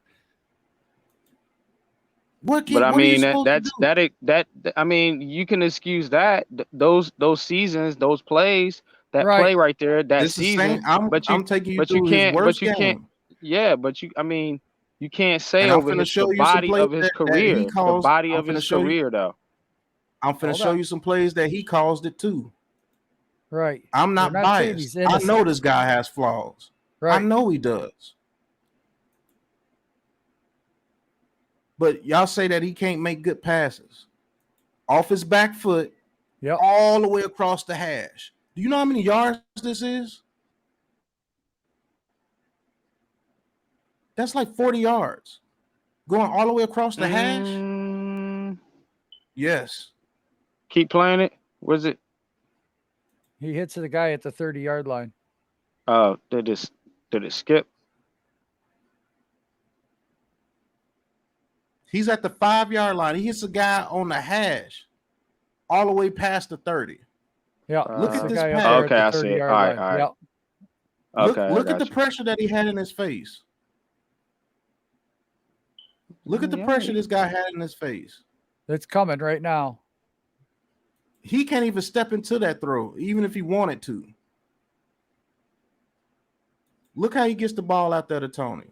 Look at that pass. That's not elite, right? That's not an elite pass right there. If That's Patrick not Mahomes makes that pass, damn, what a pass. That's not reading a defense, knowing where to go with the That's ball not in half a consistent second. enough, though. It's not Well, he's consistent only enough, consistent fellas. as his offensive line is what we're How saying. consistent is his offensive line? Right. You just seen the previous play. They couldn't block 5 with 7. Right. You said it even looked like they were trying. Right. Over the body of his career. It's been this. His career has been this. Right. But y'all are cherry picking a play here and there. No, I'm not. I'm saying I'm this going to whole go through this career. whole game. I'm going to go through this whole game. Believe me, I am. And there's some passes that there's no way he should have thrown that pass. But look at the way he throws this ball here. And you mean to tell me he's got nothing? I never said he didn't have anything. When did I say that? I've never not made any argument He's shown said you he didn't. nothing in his 3 years. You Never said that constantly. Not nothing to be an elite quarterback. I said he can be average. That's what people are saying. He can be average. That's not an average. But average is not what we want. He does not have elite traits. That's not an elite trait right there. Do you know how hard of a pass that is? I guarantee you, out of the 32 quarterbacks, only about 11 of them can do this pass right here. But to be elite, you got to be able to do that on a consistent basis to be elite. Elite quarterbacks have consistent do that offensive line play too. Right. Is Patrick Mahomes not elite? When his offensive line wasn't playing consistently, he led the league in turnovers, right? Am I right? His offensive line played bad most of the season. No, they didn't. They jailed after that season. After like the 5th or 6th game. Yep. When that offensive line jailed, they took off. Guess what? Look how 4. bad Mahomes looked in the Super Bowl when his offensive lineman got hurt. But the Chiefs didn't do anything this year. That's what I'm saying. They didn't. And I'm agreeing with you. Championship game. Right. But they didn't. That's low expectations for them. They, you know what I'm saying, they looking to get Super Bowls or whatever. What? You know what I'm saying? But Mahomes, look, man, Mahomes and the Chiefs didn't have the best season. No, but they're consistent overall. Jones is not consistent. He's consistently bad. Is the team consistent around him? Is anything consistent around Daniel Jones? What do you expect to be consistent? You expect everybody to stay healthy all season. You expect I didn't say that. Offensive line then tell me what you expect then. I expect some of my receivers to be available. Yes, I do. I expect my some of them was line, available this season. I expect my offensive line to be able to block 5 people with 7. That's fair. I expect my guys not to play and look like they've given up in week 4. I'm not going to argue with the offensive line point, fellas. You just We agree. But that's the main thing to your quarterback. You proved it in the string. You said Mahomes looked horrible in the beginning of the season. And why was that? His offensive line was not up to par until they gelled and figured out what the hell they needed to do. And then once they gelled, I don't know. He went back to playing like Patrick Mahomes. Right. See, is that you guys not do this proving our point right there? But you guys do this comparison thing, and I don't understand why you do it. That's not just a show me the comparison. facts. That is fact. That is fact. He Okay, but led I the just league in turnovers but when his offensive line wasn't playing well. After his offensive line started playing well, he went to the AFC Championship game. Is that not fact? Yeah, but when I gave you Davis Mills' numbers, you was like, nah, that doesn't matter. I didn't Davis say Mills that. didn't have I didn't say that at all. Davis Mills didn't have a great offensive line either. He was a rookie quarterback, and he did better than Daniel Jones. I showed you that. You were the only one that brought up Davis Mills. Right. Davis Mills ain't even came out my mouth. Okay. Right. That's what I'm saying. So you can't compare one quarterback to the other because you got to throw them all in there and compare every situation. We're looking at strictly the quarterback play. Comparing one quarterback to another. Yeah, but you compare situations. The ultimate team sport. Everybody's played. If your receivers can't run routes, your quarterback is not going to play well, sir. If your receivers can't catch, your quarterback is not going to play well, sir. If your line can't block, your quarterback is not going to play well, sir.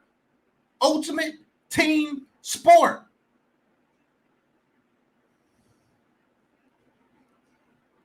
If you go out there and your receiver's tipping the ball in the air and you throwing interceptions because he's tipping the ball in the air, guess what? That makes you look bad. If your offensive line can block 5 people with 7, that makes you look bad. You just said it looked like they even trying. And he's supposed to make sugar, out of shit? You just said them people look like they weren't even trying. That's how bad it is over here in New York with that offensive line.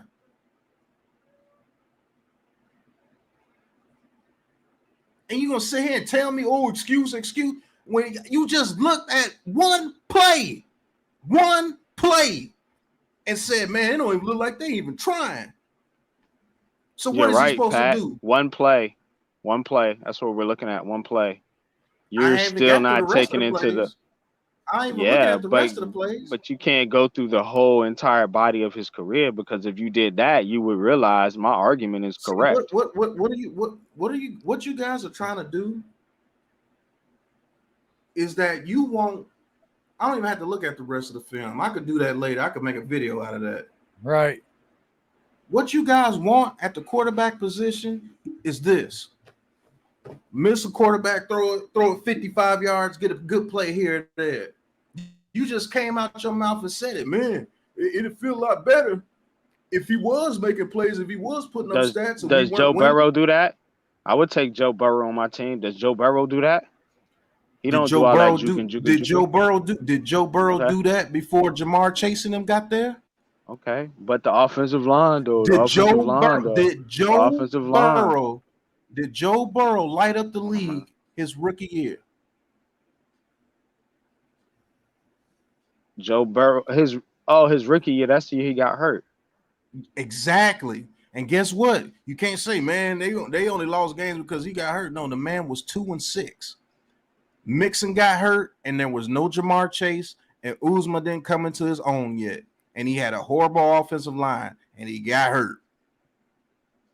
Guess what happened the next year? They went against the grain. He did his own thing.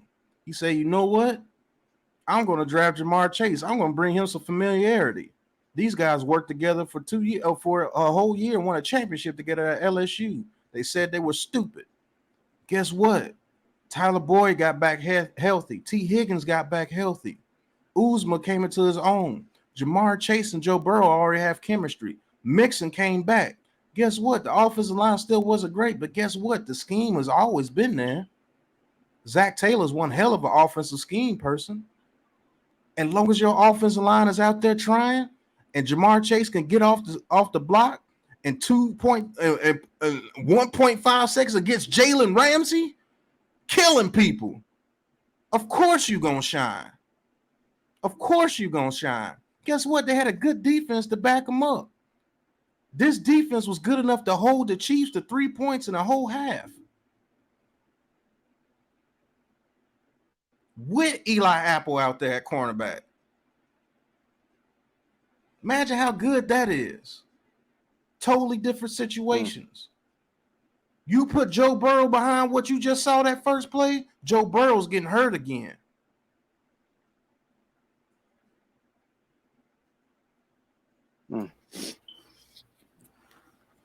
Yeah, but Joe Burrow, once again, is not the dancing quarterback that you think people want. No, people just know a good quarterback when they see one. Quarterback that people want. It just proves my point. That dude's a pocket passer first. Okay, so that doesn't mean anything because I would take Joe Burrow too. That's the point. You know the reason why you would take Joe Burrow is because he had a little bit of success this year. If you would have did the same thing that he did last year, and that offensive line would have been trash, and they would have drafted Penny Sewell instead of Jamar Chase, you would not be singing Joe Burrow's name.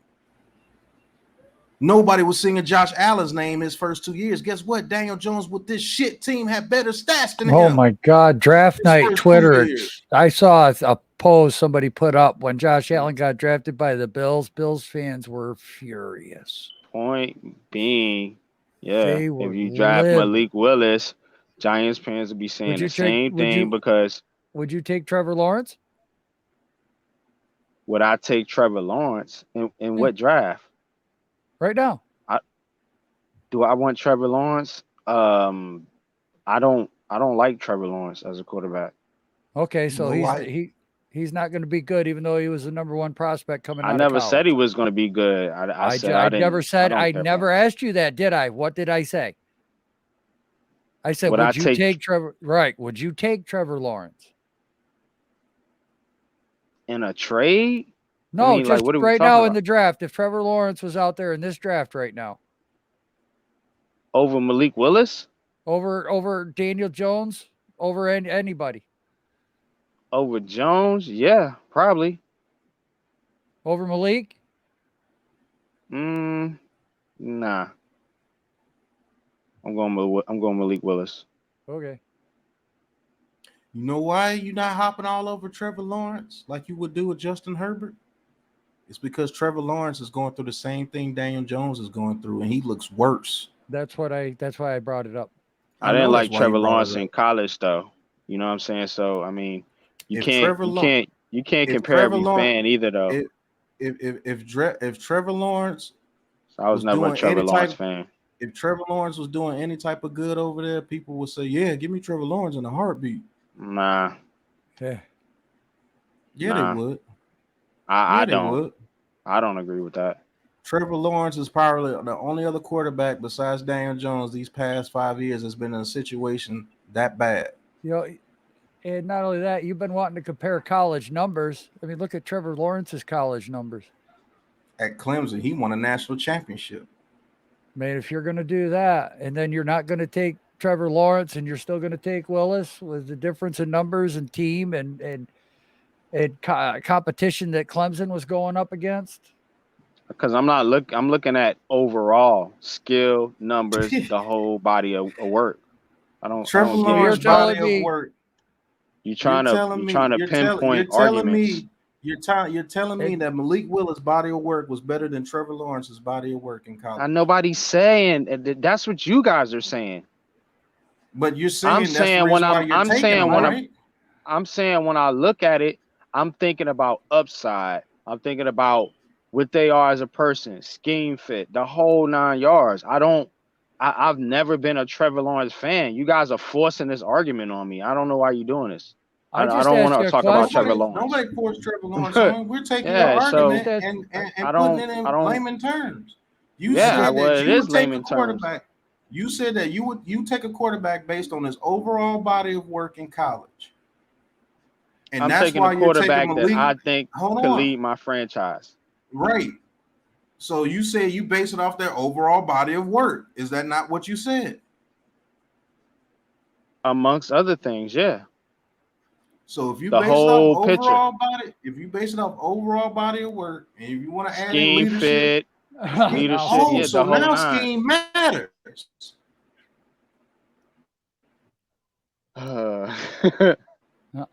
Now scheme matters. When I say that the scheme was terrible over here with the New York But it's Giants, not everything, that's though. an excuse. You're saying it, but it's not everything, though. With it, but you ignore certain other things. You ignore the slow I'm not ignoring process. anything. I'm putting everything All on right. the table. You Right. said that So you would that's what take we're Malik talking Willis. about. You said that you would take Malik Willis over Daniel Jones because of their body, because he has a better body of work than Daniel Jones in college.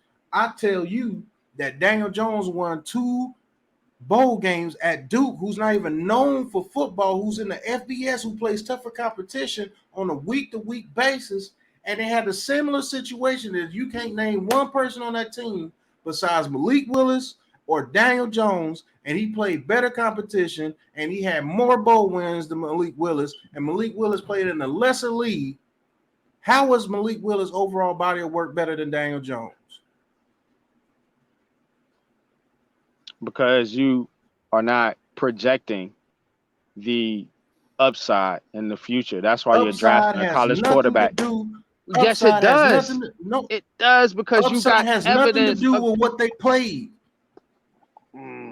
Did they not play the games? They played the games. That's what I'm talking about. You said overall body of work. Upside has we're nothing not to do with drafting overall Daniel body of work. Jones. We're drafting Malik Willis. If I'm drafting a player, I'm drafting Malik Willis. I'm not drafting Daniel Jones. So the reason I'm drafting Malik Willis is because I think Malik Willis can turn into something better than anything Jones will be. That's the whole point. That point right there had nothing to do with what I was talking about right then and there. You said Malik Willis' overall body of work is better than what Daniel Jones's was at Duke. And that's one of the main reasons why you would take him over Daniel Jones. And I'm sitting here telling you that Daniel Jones won But 2 you was bowl talking games. about Trevor Lawrence. I'm not even on Trevor Lawrence. You can't bring anything else into what we're talking about right now. Bodies of work compared in college. You're telling me that a guy that couldn't beat one FBS team that threw double the amount of interceptions to touchdowns, below a 52-point completion percentage, won 1 bowl game his against college Eastern career?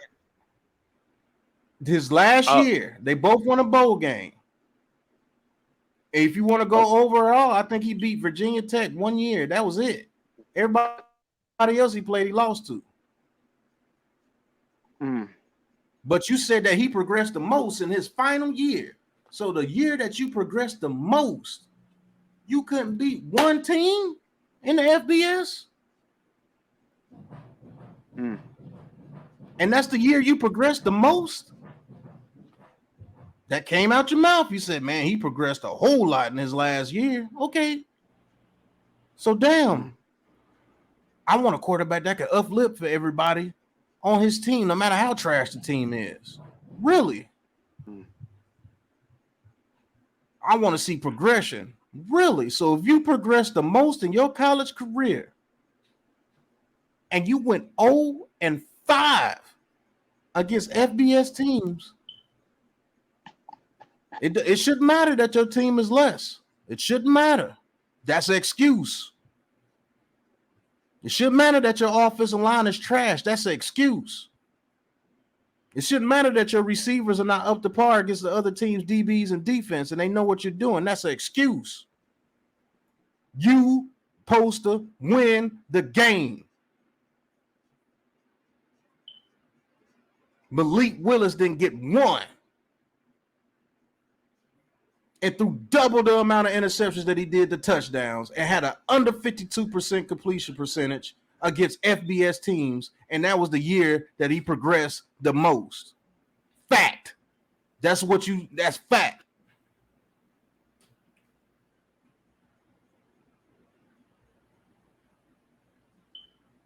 But you trashed Daniel Jones' college career, and he won 2 bowl games at a college that's not even known for football. It's known for basketball.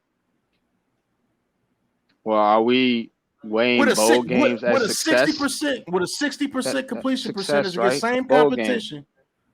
With a 60% completion percentage against same competition, and the receivers dropped 31 passes that year.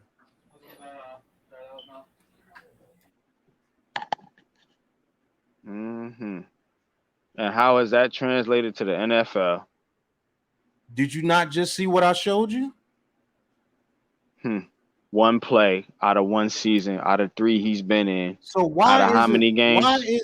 Why is it? Because I showed his worst game on purpose. That's why you can only show one. That's why you really can't show a bunch, because there's not a bunch. I got 15 minutes. What do you mean there's not a bunch?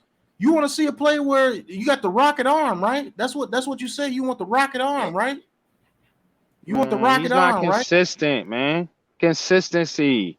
Anybody can throw a pass. Was Malik Willis consistent in college? Malik Willis was more consistent than Daniel Jones, and he has the potential to be way more consistent. You know what you look at the running game, when you look at the whole totality of plays, that's what I'm telling you. Passing and running. Both. When you look at Malik Willis, you know what he was consistent in? Losing to FBS teams. That's what he was consistent in. Well, he wasn't, because he sure had a winning record in college. So did Daniel Jones. Okay, they didn't translate though. So let's see what Malik Willis's skills translate to. Let's see. Now you want a quarterback that can throw it 60 yards on a road, right? That was a good pass right there. And you say that he can't read the field. Obviously, he read the field pretty damn well on this play right here for sure. Because if he was the one read quarterback, guess what? Not this play. That was easy. That was against Landon Collins.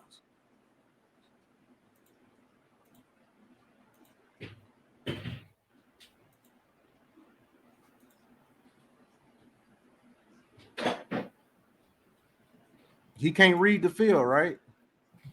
Look at the blocking right here. You see when they block for him?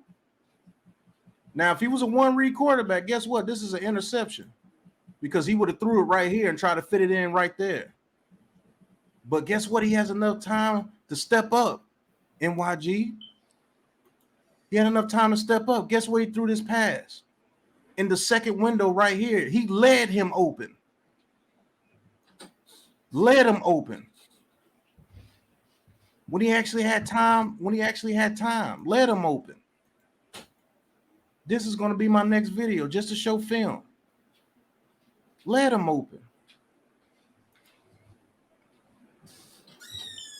Yep, gotta show the good He's a with the bad, quarterback, though. right? Gotta show the good with the bad, though. I am going to show the good with the bad. He did show the bad. When did he do that? You want to first play? That was a sack, man. I'm going to show you some interceptions. I'm going to show you some interceptions so I can make you happy about that. I'm going to show you some interceptions. Joe, crazy. Joe don't want to see no bad from Jones. So he's on his back foot because he's getting pressure coming up to his face. So he's on his back foot at the 40. Look where he throws this ball. Off his back foot from the 40 all the way to the 6-yard line. From his 40. Yeah. Nice so play. That's 10 yards. Double coverage, though. No coverage. He said double. I said it was double coverage. Oh, I was getting ready to say, a good pass. Crazy? Yeah, no, I said it was a good pass. It was in That's double what coverage. He can do when he has time, sir. Okay. All right. I hear your argument. I don't agree. Wow. So he wasn't the greatest thing with sliced bread when nobody was around him. He just turned around and never said Malik Willis was the greatest thing since sliced bread. I'm not saying you said that, sir. I'm not saying you said that. I know you're quick to jump that we're saying stuff. I'm just responding. But the media said he's the greatest thing since sliced bread when he did that against no coverage. He threw that 56 yards between 2 defenders on a rope from his back foot when he had time. That's an elite throw. I don't give a damn how you feel about the man. All right. Let's see it translate. What do you mean see it translate? He did it in real time. He already did it in the NFL. He did it. Give him time. Well, let's see it translate to something. Let's see it translate to.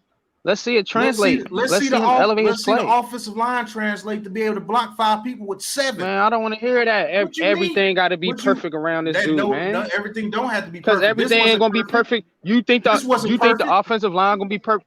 But you think the offensive line gonna be perfect this year? This was not perfect, sir. He still had pressure and it's coming to his face. Still and he threw it off his back foot. One play. He threw it off his back foot, 56 yards. One play out of a season. So he only did one play out of a season where he threw 450 yards in this game. And I just showed you another play before that when he threw Galladay open when he had time. Man, you guys have one game out of 3 seasons. I can show. I'm going through film. I got 15 minutes of film. Go through some more. Okay. I don't want to see the Saints game all the time. This wasn't a Saints game. This is against the Bengals last year. All right. Guess what? You said that he can't read the field, right? He doesn't go through progressions, right? That's what everybody says, right? Yeah. What is this? I'm looking to the right, nothing there. My running back falls. Oh, he's not there. Oh, I look to the left, nothing there, nothing there. Guess what?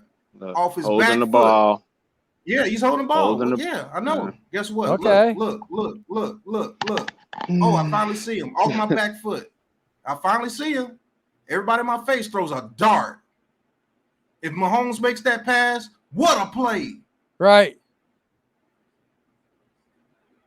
Did he not look from right to middle? Oh, my God, fell. Oh, my God. Look to the left. Oh, shit. Look to the right again. Oh, there you go. Boom.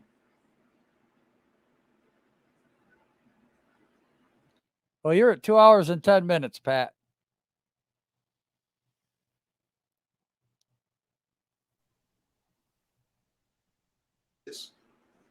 He can't read anything. Guess what? When he actually had permission to change the play at the line of scrimmage, he did it and did it well. When they actually let him change the play at the line of scrimmage, when Jason Garrett want to be in a pump. I see how you skip past that play where he threw that incomplete. That wasn't incomplete. This is the same play. This is the same exact play, sir. Different view. That's how I know you don't watch film like that.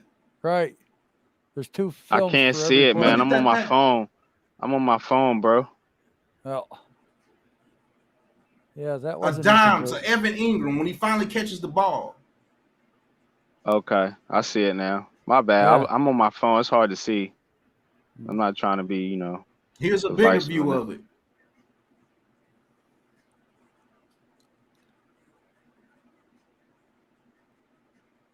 Actually, this is a different play. This play was in here, and I didn't even put it in here, so this might be a bad play. You never know. Oh, that was the 2020 Bengals game. Or is that the Browns? That's the Bengals. That's the Bengals. That's right. So guess what? Right. He read his. He went through his progressions right there too, didn't he? When he had time, right? Yeah. They run a zone concept. Now guess what? This is what he's working with. NYG. It's 3rd and 14.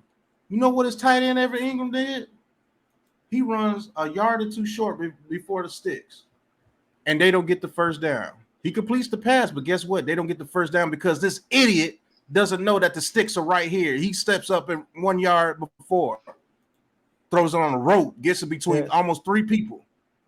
All he had to do was get to the first down sticks, and that's a first down. Guess what? We got to punt because he doesn't know where the first down line is. So is your position that basically it seems to me it's like he needs a good team around him and everything, but if there's a mistake, it's not his fault because of somebody else around him. See how yeah, right. People try to show you some interceptions. I've been saying he has things to work on the whole time. When did I say nothing was his fault? When did I say that? I'm showing you that this whole team has faults. I'm saying that if this dumbass receiver, dumbass tight end Evan Ingram goes back 1 more yard, That's a first down on 3rd and 13. Instead, we have to punt the ball because this moron doesn't know what a sticks is. Okay.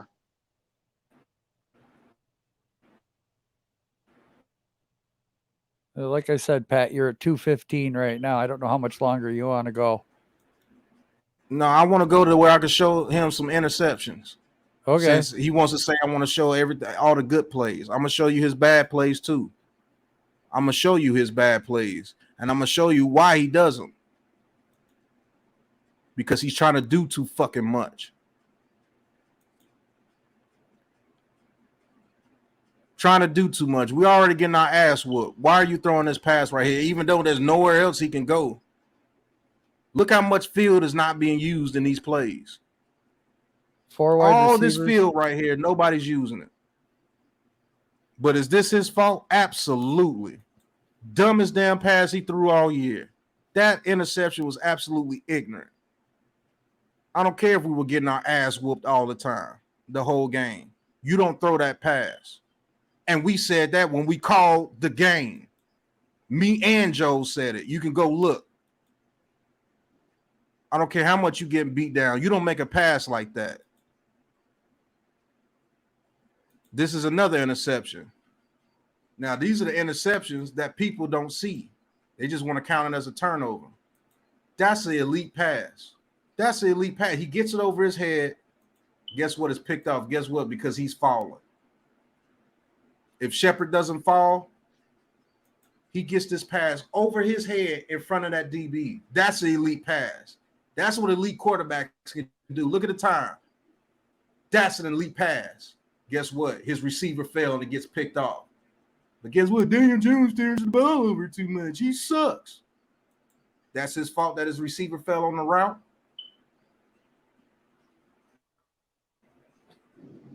You can't tell me that. I'm more mad about his quarterbacks fumbles don't do this. than interceptions, really, to be He honest. only had 4 fumbles this year. Only had 4.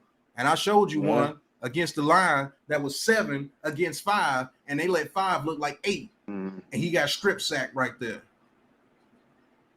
Guess what? A second one happened in the game too. When Thomas got hurt, he gave up the edge so freaking fast, it was ridiculous.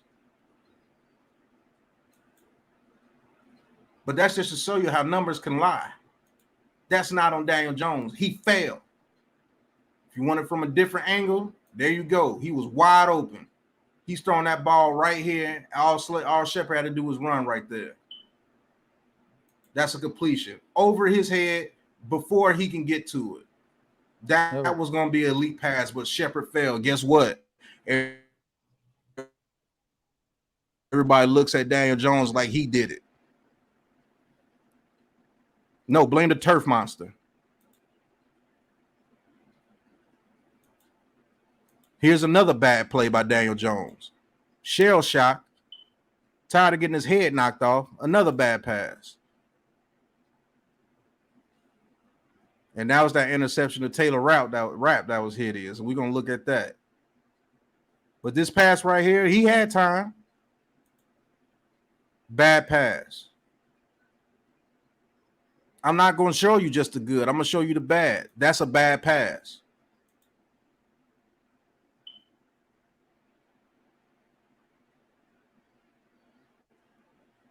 I don't think there's any excuse for that. He did get out of his break late, but there's no excuse for that. You hit that pass. That's a bad pass. So, yes, he has a lot of stuff to clear up. But you can't sit here and tell me that this kid has shown you nothing in 3 years. When he gets an open pocket, usually stuff like this is completed. I mean, I never said he was trash. I mean, I think he's average. I think his ceiling is Kirk Cousins, Ryan Tannehill type player. That's what I'm saying. I mean, if that's what you want, then cool. How do you know his ceiling How do you know his ceiling when his offensive line based on what we've seen, and based on his college tape and his college statistics and his tape that I showed you, based on what we've seen thus far in his 3 years in the NFL, right there was you know bad. what I'm saying? Basically, I did not say bad. Joe called that one. That pass was horrible. Listen, Listen, what I'm telling you. I'm saying that No, I'm his saying ceiling myself is. looking at the film, it was bad. That was a bad Oh, pass. yeah. My bad. Yeah, but that's what I'm saying. His ceiling is basically like Ryan Tannehill, Kirk Cousins. That's the way I see it. Well, when your coach So, is I mean- Tannehill got to Shermer the and Joe AFC Judge, Championship game, right? Well, that's what I'm Yeah. saying. If that's what you want, then yeah, that's cool. But he's not gonna win the championship. He ain't. So He's now not. it's about He's. winning, right? You just told me that It's winning always been about wasn't winning. that. You just Never said okay. that. Okay. When did I say that? When did I say winning wasn't important? All right. Nah, we can rewind and tape. When did I say winning wasn't important? When I said that Malik Willis didn't beat FBS teams, you said no, man. I go off their body of work. I go about if they look good or if they're putting up stats. Winning is not everything. But now, when I say that you said that his ceiling is Ryan Tannehill, I didn't he say went to winning the was AFC everything. I'm Championship saying game. I'm looking at everything and I'm projecting his future. Yeah, he struggled in bowl games. But your rebuttal, You know what I'm saying? He for didn't me have the saying that greatest. He didn't beat for have the greatest Tannehill, he didn't team win either, though. anything. Do you see exactly what's on the field with Daniel Jones?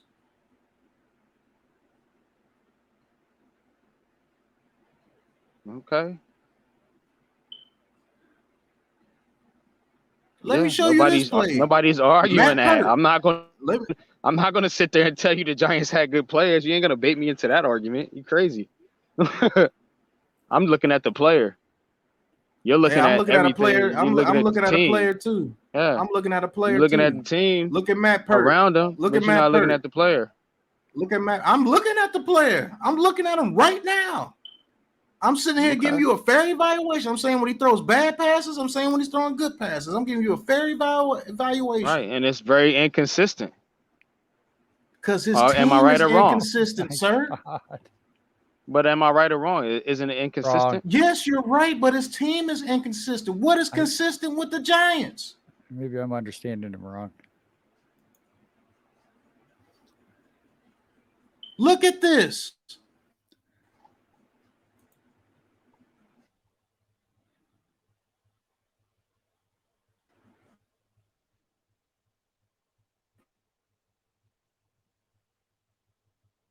Oh, you should have stationed him. Hernandez is getting bullied by Aaron Donald, but he stopped because he's seen that I think that's Von Miller right there gets in there. Strip sack. That fumble, guess what? Is on Daniel Jones, right? That's on Daniel Jones.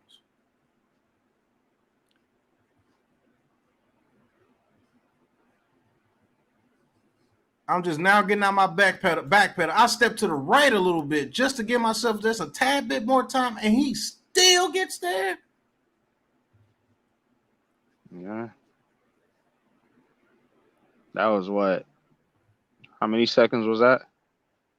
Like 2.2. Running deeper routes on a third down.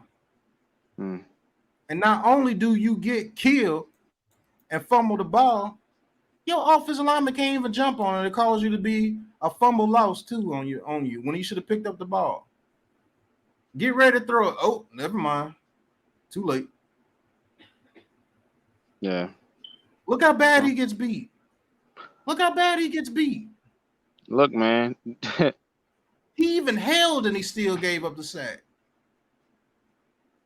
He's not going to turn into what you think he's going to turn into. I understand you feel bad for him. And yeah, well, I know a lot of fans do. A lot of fans think he's going to turn it around, and I'm just speaking to those that do. Right, I'm just speaking to those that do. That's all. But I will be fair about the stuff. You say that you want the quarterback that can make the exciting throw, and I showed you that he can do it when he has time. I showed you that he can read the pocket and read the field when he has. That's reading the field. A trash quarterback throws that ball, tries to fit it in between these two guys here, and it gets tipped up in the air and picked off. He knew that he had enough time. He waited to that second window. It doesn't lead to anything, though. It doesn't lead to anything. Yeah, it led to a touchdown. I mean, it doesn't lead to anything as far as you know what I'm saying, the whole overall, the team, his play, his stats, his statistics, the team play, nothing improves. He's bad, the team's bad, the team stats are bad, he's bad. There's no overall big picture to where you can hold your hat on and say, hey, he's gonna be our franchise quarterback outside of a play here and there. Dude, That's all you guys can do. If I had enough time to go over through all the plays throughout the season for you, because he made plenty of damn good plays for this team. A lot of quarterbacks make good plays. You discounted David Wells when I put his stats up on there. Discounted him. And We didn't talk about him. You're the only one that talked about him. Davis Mills. I never talked about Davis Mills. Right. I never talked about Davis Mills on this show. I did. When did I mention Davis Mills? Yeah, but you said we did. You did. Did those stats equate to wins, sir? Since you want to say about stats equating to wins, did Davis Mills stats equate to wins, sir? Or do they have a worse draft pick than us? He's since you want to say that those stats, what he do equate to wins? One less win than us? Or was it the same? Was it the same? Did they have less wins than us? Yeah, they did. Sure did. So with all the great things you're talking about Davis Mills, he had less wins than Daniel Jones. But when I put those red zone stats up there, though, you don't have a whole lot to say about that. With those red zone stats, what you just told me about Daniel Jones, when I say that he can make plays when he gets blocking, but that doesn't equate to wins. What is it doing? It did better than what Davis Mills did with his red zone completion percentage, right? And guess what? 2 of those wins that they got with the Texans with the Tyrod Taylor. Yeah. So he didn't even get all the wins the Texans got.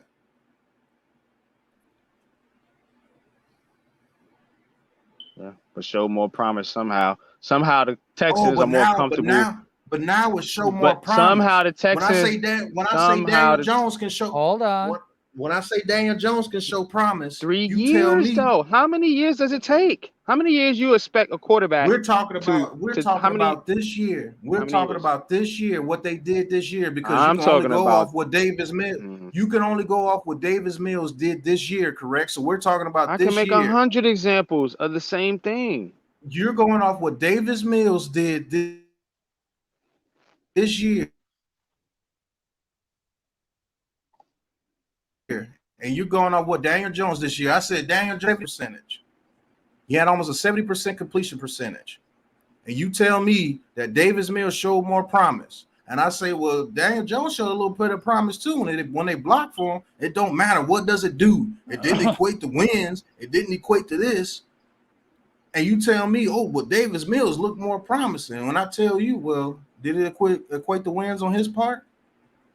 He only got half his team's wins. And they still had a worse draft pick than us. Didn't he play in less games? He played what? One less game? Okay. So, all right. So you can't use that either. One less game? Okay.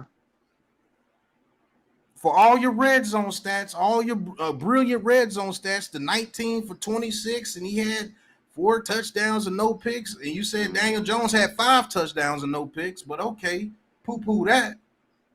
Nah, he had 8 touchdowns. Okay, he had 8 touchdowns and no picks. Okay, cool. Jones had 5 touchdowns and no picks. For all those stats and everything, he still had less wins than Daniel Jones. And Daniel Jones missed 6 games. Okay, but somehow the Texans are comfortable with their quarterback situation. Who said they're comfortable with their quarterback? They were rumored to get Kenny Pickett and Malik Willis too.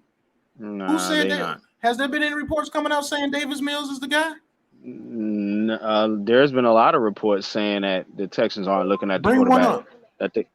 That they looking at they're looking defense or offensive line. Bring up one report that says the Texans say Davis Mills is the guy.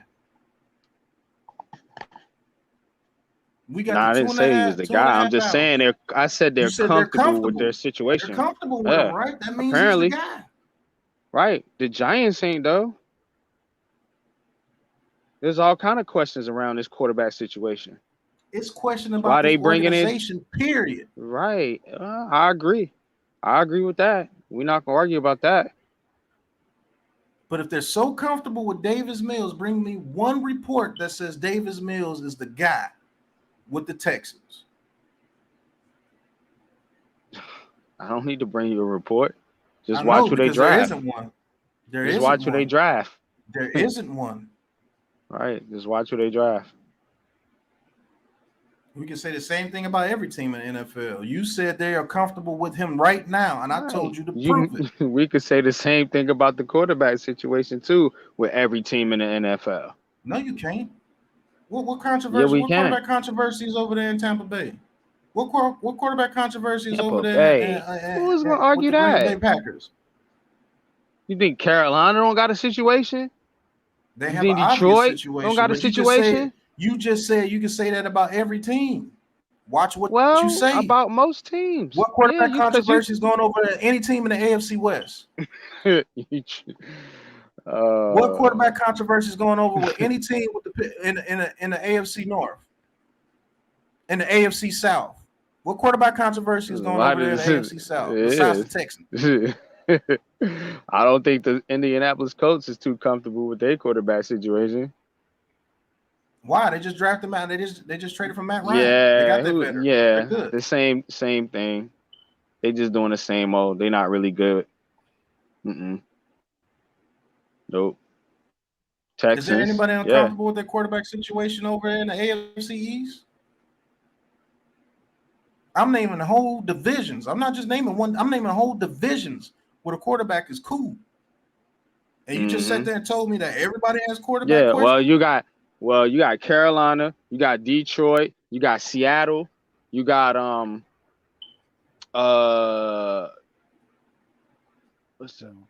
Minnesota. They might have a question.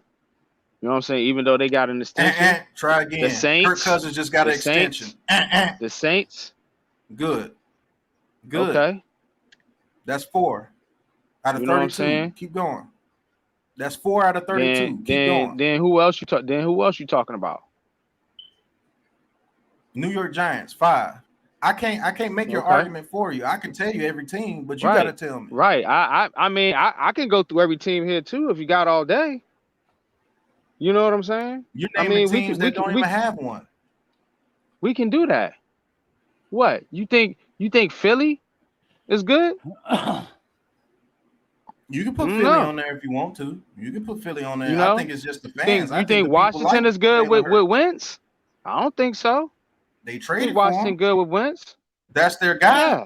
That's their guy. They're going with They him. traded for Alex Smith too, and they still drafted a quarterback. So I mean, they not. I don't think they good right there. But they're not unsettled.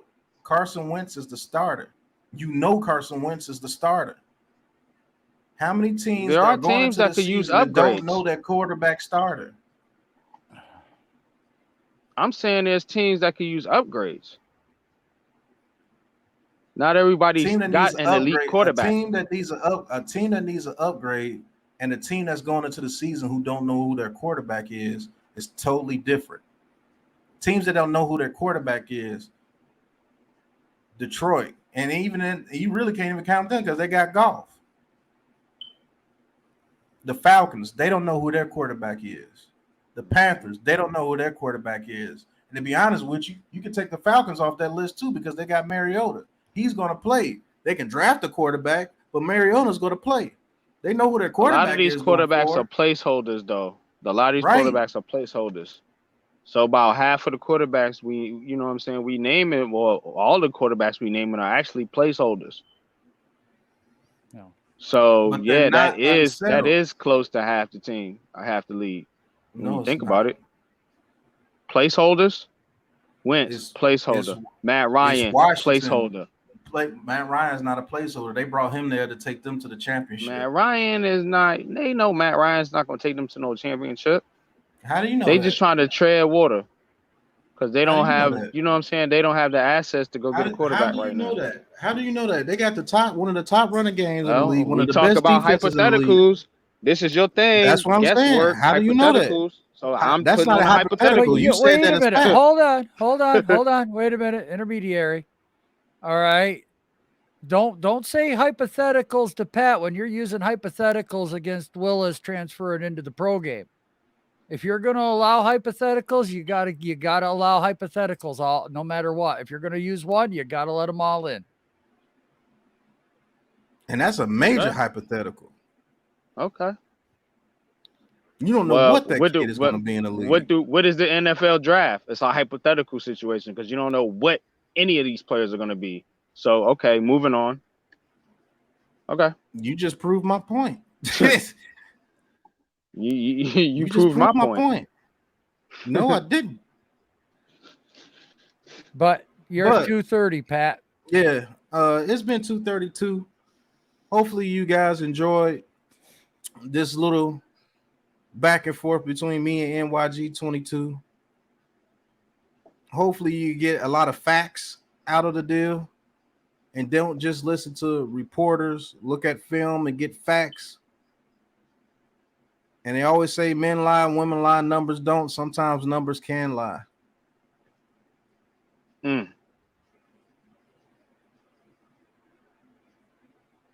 really can. I appreciate you though, Pat. You know what I'm saying? Salute to you, bro. You know what I'm saying? This was fun. This was interesting. Yes, you know what it I'm saying? was. I'm glad I got it.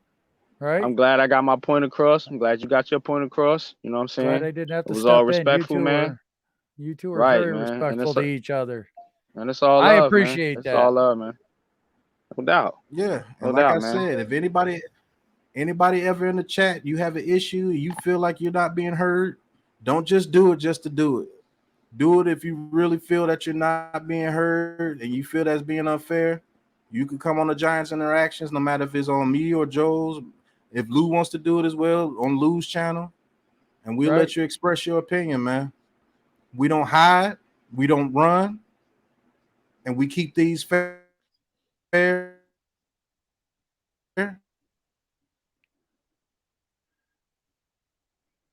When our internet works. Damn it. Right. Am I back? Yeah, man. And no matter what happens, man, you know what I'm saying? We all Giants fans, you know what I'm saying? Go Big Blue, you know what I'm saying? No matter what happens, man. Real shit, man. You know? Right. So I appreciate you, NYG, for being blue. Right. I appreciate you, NYG, for being a man of your word. You showed up. You came in. You brought your facts. You brought your opinion. And I brought my facts and I brought my opinions. Joe was a great mediator. Thank you. Whatever you want to call it, mediator. I didn't have to do much, thankfully. And I think this was a success. And hopefully this just kills the DJ talk in the chat. I'm not going to lie. Hopefully you guys got this out. It won't. Yeah. Yeah. More than likely. That's good. We got it out though. It will on my part because I'm done. I'm not doing it anymore. I'm done. Yeah, I won't talk about it no more either. Yeah, I'm done. You heard it here first, folks. We're done with the DJ talk. I can't ride that wave no more. I'm done talking about it. DJ's here. Exactly. If he's not here, wait and I don't see. give a damn. Right. I just want a quarterback. I just want a quarterback to get us some wins. That's it. Win. That's it. Exactly. I don't want to be embarrassed no more calling games. Oh. Like I was last year. The last 5 games, I was very embarrassed. And I don't want to do that this upcoming year. So, man, look, we're going to get up out of here. NYG, thank you, brother, for coming through.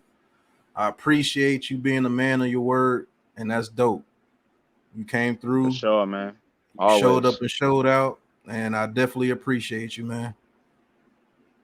Appreciate you too, brother, man. Keep doing the good work, man, that you're doing in the community, man. Word up, man. Go Big Blue. All right, you heard it there. Subscribe, ring that bell.